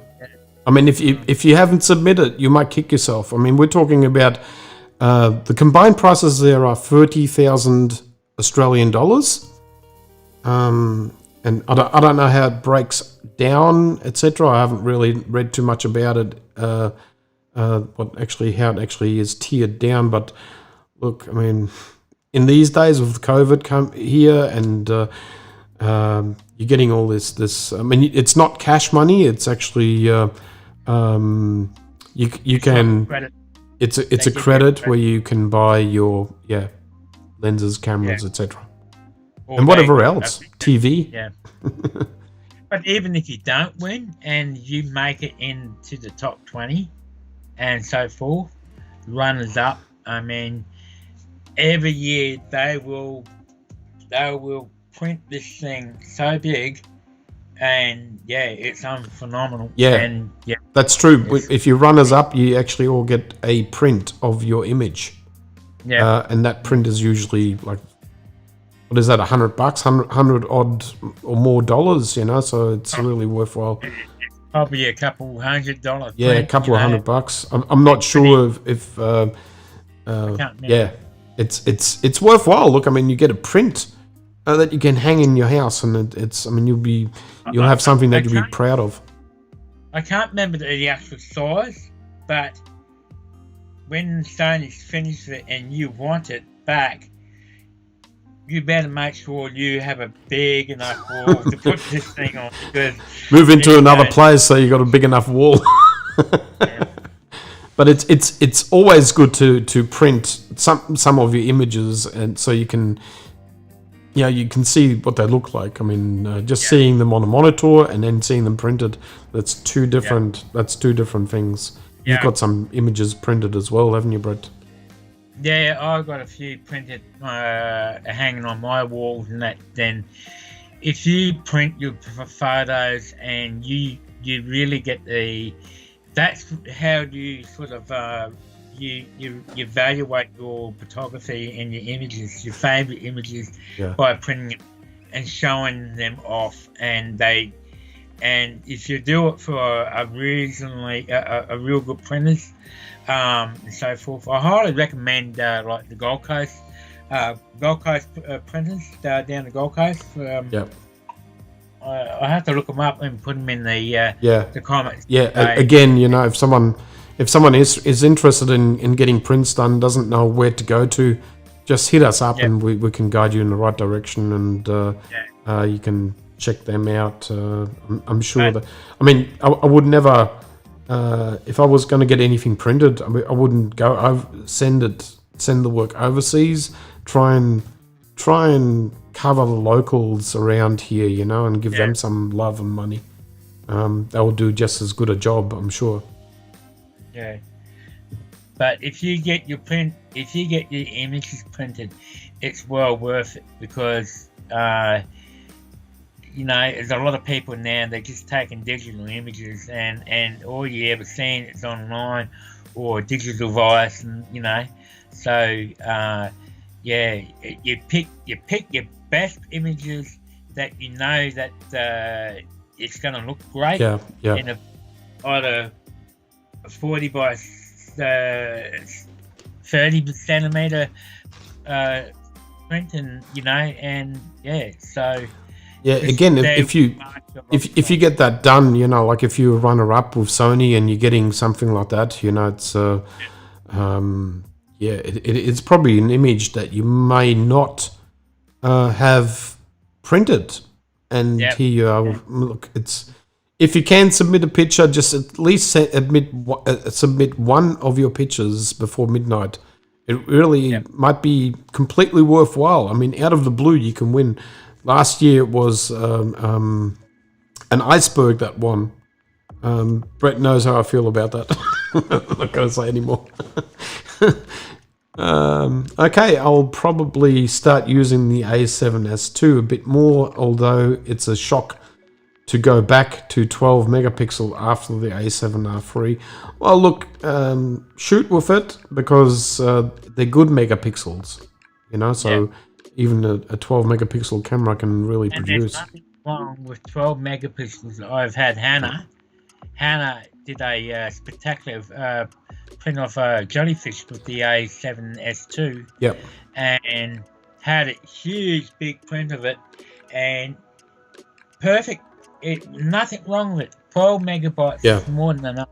Yeah, you know. Yeah, you'd be really surprised. I mean, if you really get into the photography, and you'd be surprised what the A7 II can do. I mean, when that came out, I mean, that was just the wonder camera. Everyone wanted that camera, you know, especially for videography. You should maybe even try using that camera as a video camera too, Lauren. Yeah. You really should push its limits a bit, you know. So it's because it was really taunted as a video-centric camera. I had to take my massive canvas off the wall last week. Oh, Lauren, you'll find another wall down in Melbourne. Yeah. But I promise it has a place in the new house. Yeah. Yeah. Yeah, hang them up and be proud of your work. Yeah. Seppo Saria said, definitely interested in good printing companies. Yeah, so yeah, as Brett said, you know, hit up Brett. He knows one in the Gold Coast. Printing service, Ink FX printers in the Gold Coast, and Gold Coast printers also in the Gold Coast. They're really good, and they will actually, if you ring them up and they'll actually ring you up if there's any problems, and they'll talk you through what they can do for you or what you want to do, and so forth. So yeah, they're very friendly, and they really want to make sure that any of your prints that you given for them to do, they want to really show your prints off really well. So yeah. I mean, you lose the cropping flexibility, and well, you just have to walk into the subject more, and it's you work to the camera's abilities, and look, I mean, you know, when people had 8 megapixel cameras, they made the 8 megapixel cameras work. When they had 10 megapixel cameras, they made those work. I'm sure that when you know, there are medium cameras out there that are 100 plus megapixels, and you know, it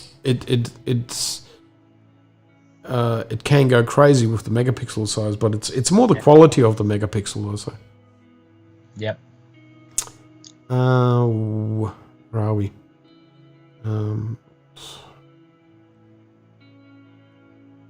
Yeah. Love that camera. It was my main camera for years. All my main Milky Way photos were taken with the A7S II. Well, there you go, you know. So do more Milky Ways. I'm going to try a place recommend me for my glass print. Recommended to me for my glass print. Okay, so you already got a printer where you're going to go to, Riz. Is that right? Yeah. But look, it's a lot of photographers have got some printed work, and they can tell you if they were happy with the work that was done by the print shop. So you know, have a chat with people and find out where these printers are. Yep. Yeah. Yep. Melbourne is more Milky Way photos. Yeah. But Melbourne being a big city, you need to go out Yep. and find dark skies. So Yeah, go up to Chuka, you'll be all right there. so New South Wales border, right? yeah. Yeah, so that's... So we're getting on to 10 minutes to 2 hours. So 10 minutes or 2 hours? is there anything else we need to go over before we start to wrap up? Yeah, just let me have a look at my notes here. Okay, well, I was going to talk about... oh, God.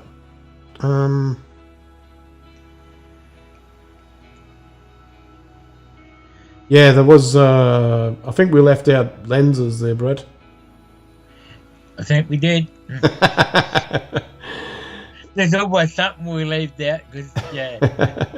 Did you want to have a bit of a chat about lenses? No, that was going to be yours, wasn't it? So originally. So Oh, mine, was it? yeah. I'm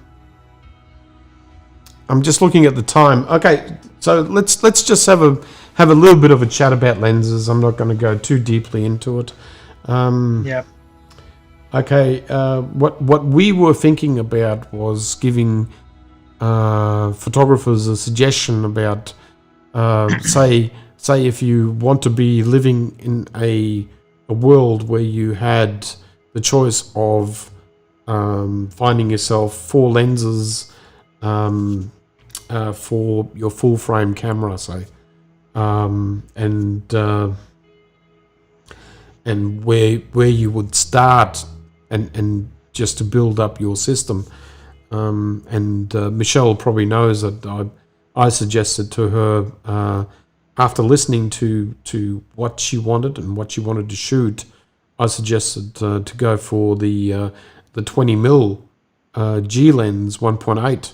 And by the way, congratulations, Michelle, on your new 20mm G lens. Yeah, well done, Michelle. Yeah, I mean, it's she's a happy chappy right now, you know. So she's got that on her A6500. So that would make it a 30mm lens in APS-C mode. But it's a great for that. It's a great street photographer lens setup. So yeah, congratulations, Michelle.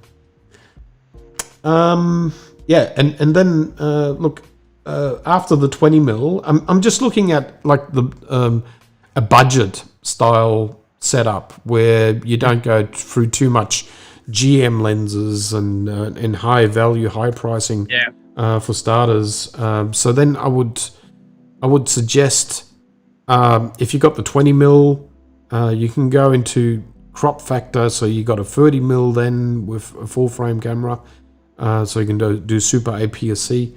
And so you would probably jump the 35mm lens and then go to a 55mm. So the second lens that I would suggest, and I want to hear your input too, Brett, but the 55 1.8 Sony lens would be the second pick that I would recommend people go for. And especially if you're putting that lens onto a crop sensor camera, it acts like an 85mm. Yeah, then it becomes an 85mm. Yeah. And then, so we got 2 lenses left, and well, I would suggest, because you actually are in a full frame system, going for either, I would suggest an 85mm 1.8. So that would be the third lens, the Sony 85 1.8. Yep. And the fourth lens, and I'm pretty sure you know which one I'm talking about, Brett. It's the 70-200 f4. So that would get you into a system where you can almost do everything. Yep. You know, like it's in APS-C mode, that 70-200 then becomes a 300mm lens at f4. and it's super sharp. I mean, right through all the suggestions that I made here, all these lenses are very, very sharp, very fast focusing. Is there any other lens that you would suggest, Brett, for like just a startup system, like not going into pro level? Well, if people are into landscapes and that as well, I mean, I would suggest the 1635 f4 ZA. Yeah. And that's going to really depend on the crop, if you're using that on a crop. So its widest point is going to be what, 35 to But in crop, it'll be 47. Yeah, so yeah, 47. Yep. To 70. I think it is around 70, 60, something like that anyhow. But that's another one I would highly recommend if you wanted to do some landscaping and that. And so it's so that would be one a zoom that you would add onto it. But it really is only like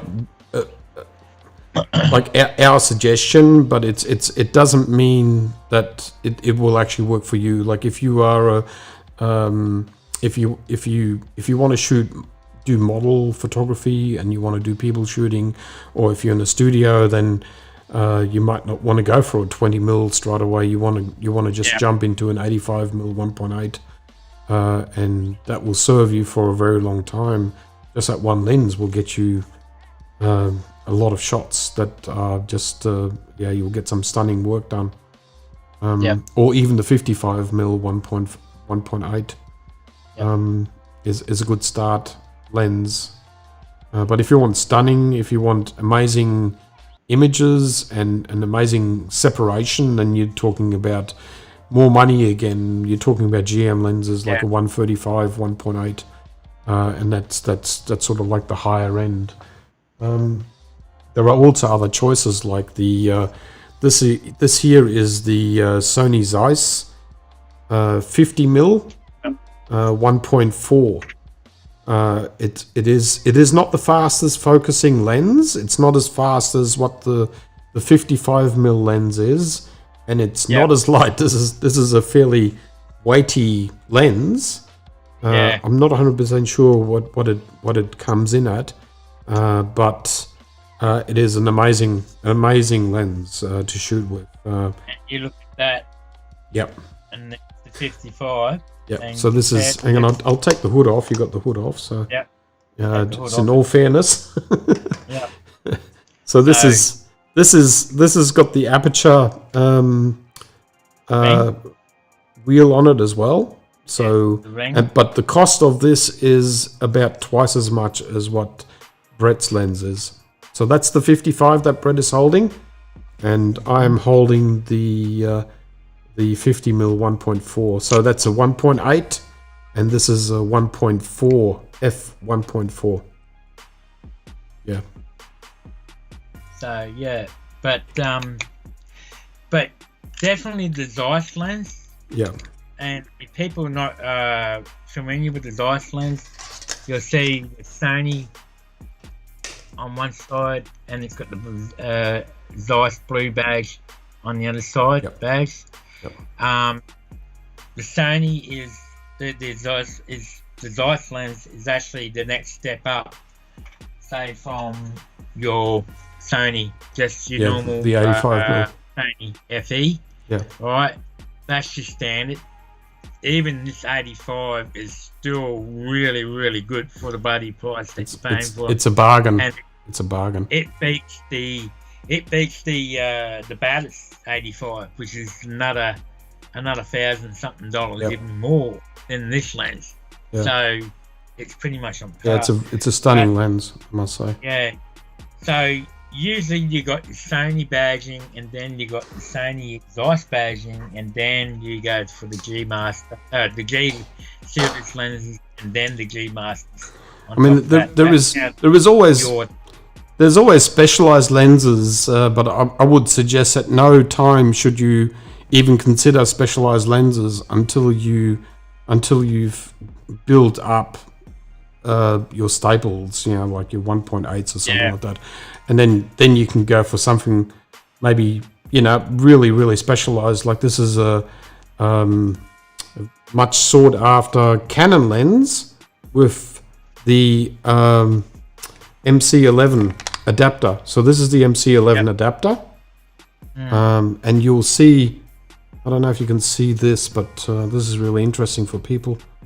Can you see how close the glass is to the end of the edge there? I mean, it's quite amazing that that glass is just so. It's really shallow. It's right up against the actual. So you've got to be careful you don't actually bang up against it.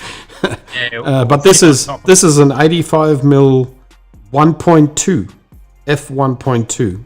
So Sony does not actually have a 1.2, and we're hoping that one day they'll achieve it. But this is a very specialized lens, and if you want to blur out the background, this is the kind of lens that you will want to have. But it's a very specialized lens. So. Lauren's got a question on the 24 to 70. 24 to 70 f4. Here is the 24-70. I got it. Yep. And the f4 version. I love this lens. I use it at my weddings and so forth in conjunction with the 16-35 and the 70 to 200. A lot of people overlook this lens. It may be not as sharp as the G Master level, but it is a fantastic lens. It's part of the Holy Trinity. If you look at the 16-35, 24-70 to the 16-35 and your 70 to 200. That's if we're doing weddings. But I get by with the f4 version. I quite like it. It's there's no buttons on it, but it's metal. Both of these 16-35 f4 and 24-70 are both all metal. There's no plastic. They're a heavy lens. They're built like a brick shit house. They're not weather sealed though. But for the Zeiss glass, very at least you get the Zeiss color and the Zeiss pop. So they're a bit more expensive than just your normal Sony ones. But look, I've had no problems using the 24-70. I've been happy with it. Yeah, I mean, the Zeiss lenses are usually like metal. And it's cold to the touch right now when I'm touching it, so it's metal, and just it's built like a tank. It's quite substantial. You'll feel the quality of build for sure and what you're paying for. Whereby when you look at the 24mm f1.4, the GM lens, this was made out of magnesium. What is it called? A magnesium material, which is just as hard. I mean, just as hard as metal, but it's much lighter. It's lighter than metal, and it is just But you can feel the build of this, and you know what you're paying for when it comes to buying one of these. I mean, anything with the red G label. Watch out on the price, guys. That's all I can say. They're very expensive, but you get quality. You pay for the quality though. But also too with the G Masters such as that, the 24 and plus the 135. You just got to remember, don't forget you got the aperture length as well, right? On these, then you got with the G Master, with the 135, there's two focus hole buttons on top and on one side. Then you get the AF, MF on there, and plus your focusing range, Luminar, and on there, and then on the other side you get your D-click on there too for declicking your aperture. Yeah, that's for videoing. As well as the linear motors, the U ones in these, is 4 in this 135. So with those U motors, all those features that I just showed you, that's what you expect with the G Master, and that's what you're really. And not only that, obviously you're paying for the glass. That's big glass in there, and it is quite heavy. 135. I think we should just make people aware that if you're talking an f4 lens, you will save in weight.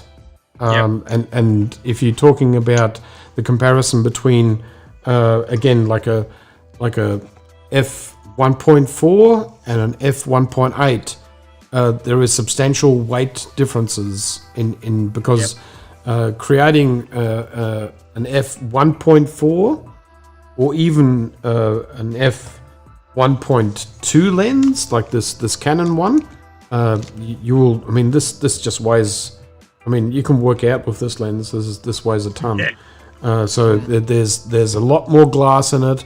There's a lot more going on inside in comparison to say an f 1.8 or an f4, and so your penalty is the weight that you got to carry around. So if you are a traveler, if you're doing a lot of holidays and you want to take lenses out on holidays, I mean, as we said, like, I mean, the 4 lenses that I recommend are based on that more or less, where and you're getting great quality. You're getting like the 20mm 1.8, the 55 1.8, the what was the other one? The 85 1.8, and the 70 to 200 f4. So it's you can travel with those lenses no problems. Whereby if you had 1.4 lenses, you need you need someone else carrying that back. Okay, so Riz said story too. If you're just a prime shooter, you're going to find, because you're shooting prime, most of the primers are going to be very fast lenses too. So when you start collecting them up, and they're going to be bigger and more heavier as well. So a lot of people they fall for that trick where they go into zoom lenses and they think that they're going to be okay because they can cover a range of field, between one lens. So they're thinking that they can just buy one lens and will do everything, but they won't quite match what a prime lens does. The quality that you get out of a prime lens compared to a zoom lens, there is a difference. There's a difference, and you'll that's the penalty that you pay if you want a zoom lens. So I mean, I'm not saying it's wrong or anything like that. It's just personally, I'm going for prime lenses more than what I'm going ever have.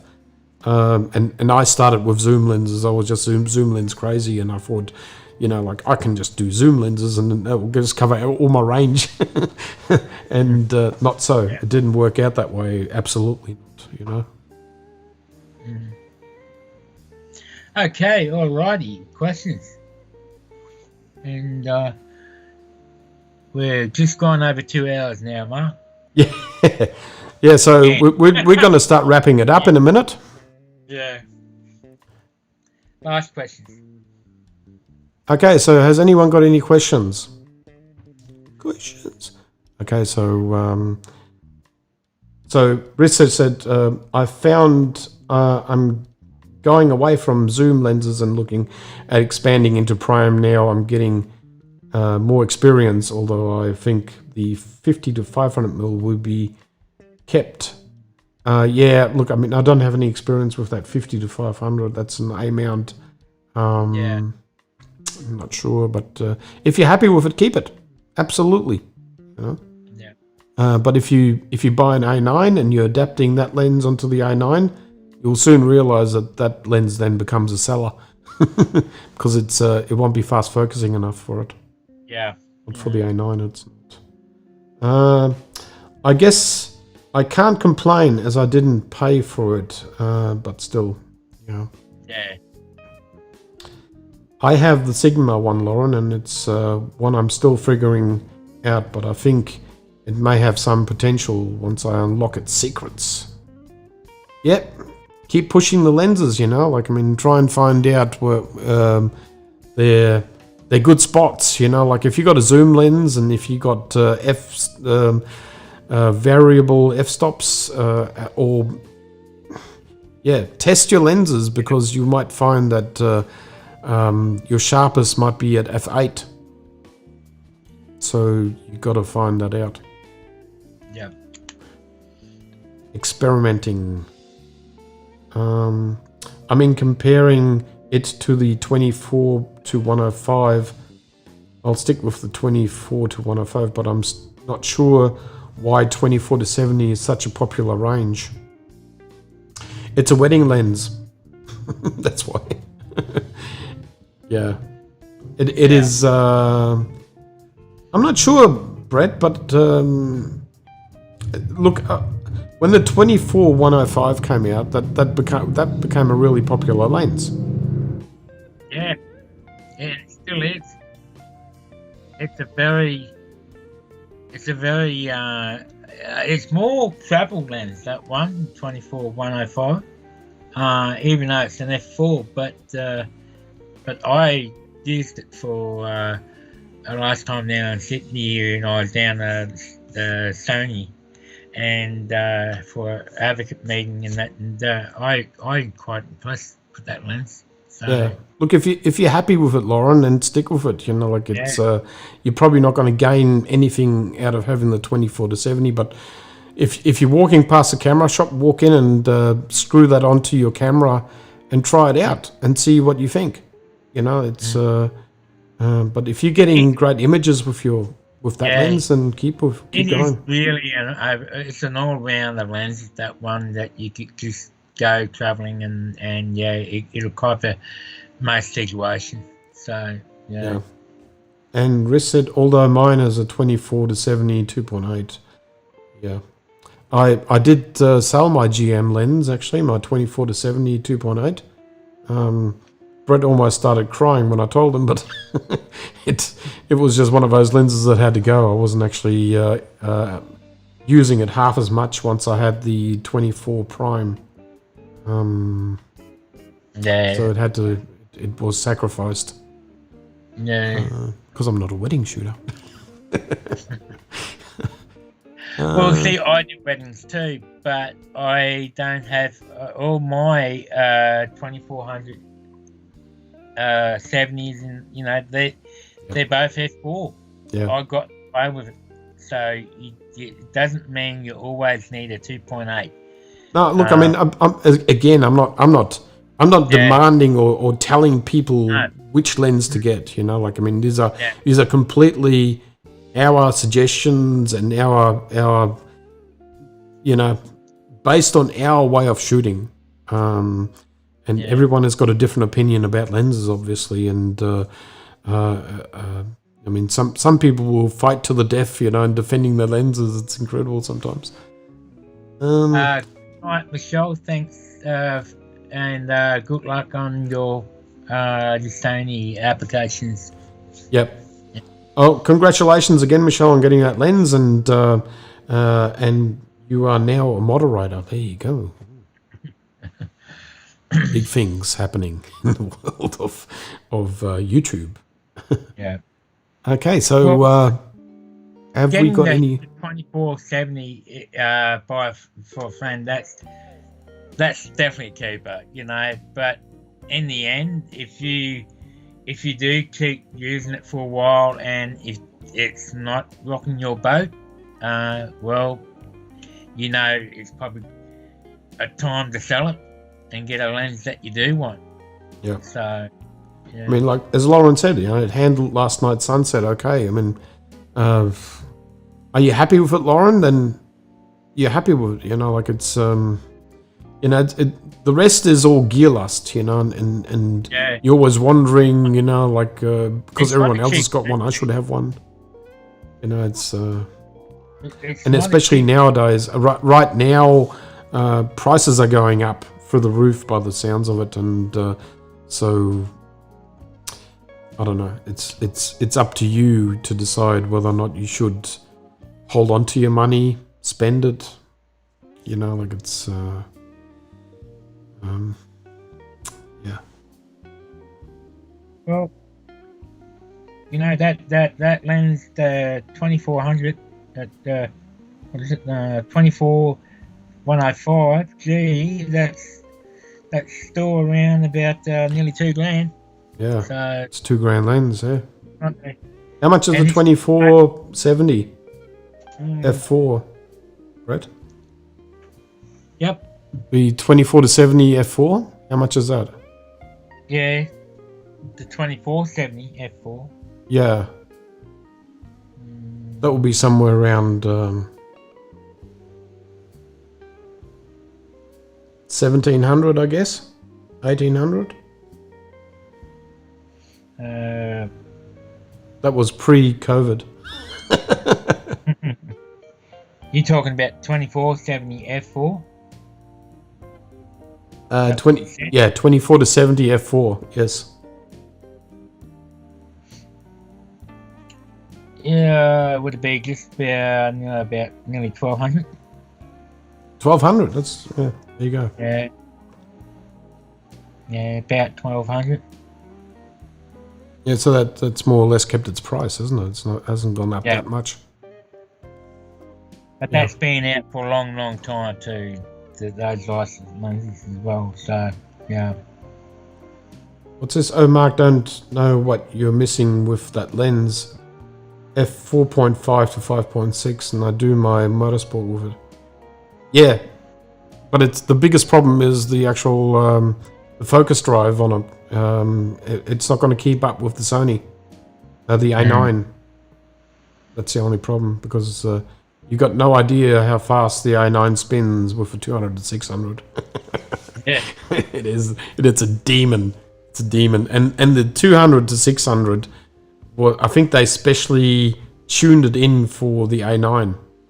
So it's it's just nuts. And I've also got to play with the 400mm 2.8, the GM, and the 600 f4 GM on the A9 and A9 II, and it's a different ballpark again. So it's I only feel right now I'm mid-level with my lenses. Just go, so I need to take up a mortgage on a lens. Yeah. I think the 600mm, the f4 is nearly $30,000. It's eye-watering. And the 400 right now is somewhere around 22,000. So it's a lot of chewing gums. I was giving the 24 for a friend. We're going to make tracks in a minute. See, Michelle Lauren says, I'll give it another go. Yes, you should, Lauren. And, well, that's why I haven't gone to an A9. Yeah, look, I mean, you go A9, you got to go lenses as well. So just you got to consider all these, the pricing on top of it. And good luck with all that. It's expensive. The 500 is 50 to 500 gives me a good workout. Yes, but it's get that right, get that going. Okay, guys. So any more you got to say, Brett, before we close up shop for the next for another week? Well, I'm pretty sure Mark has left our group links and our Facebooks, our YouTube. Oh well, you got a YouTube, I don't. Yep. I will post the the latest software updates on the comment box on the bottom. And, So guys, whoever hasn't subscribed yet, who hasn't given us a thumb up, and who hasn't given us a lot of love, just feel free to write into the comment box below. That sort of comes up. I think it takes a couple of hours before the actual before it opens up, and you can actually write something in there. So you can ask questions in there as well. Yeah. Okay, guys. So Matt, keep warm, everybody, and stay warm. keep safe. And, and get ready. You know, like polish your cameras up and your mirrors and your the photo walks are just around the corner. Not long to go anymore. Hopefully, you know. Well, hopefully, but just be patient. Yeah. Well, in the meantime, keep on practicing. You know, go out there, ask other friends. You know, like ask people in the groups. If you think you have to go alone by yourself and you would like company, why don't you just ask in the group, in the Facebook group, if someone wants to go with you? I'm sure there's a lot of people that do want to join and they want company. Interest. Yep, that's exactly right. So, yeah. Anyhow. Yep. So Lauren said, just the last few comments here. I'll upload photos from last night to the group soon. Yeah, do that, Lauren. Yep. You know, much love from here. Yeah.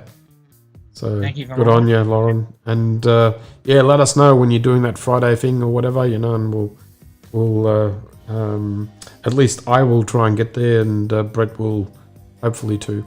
Yes. Yeah. So all the best, guys, and watch the outro. Watch out for the arrow.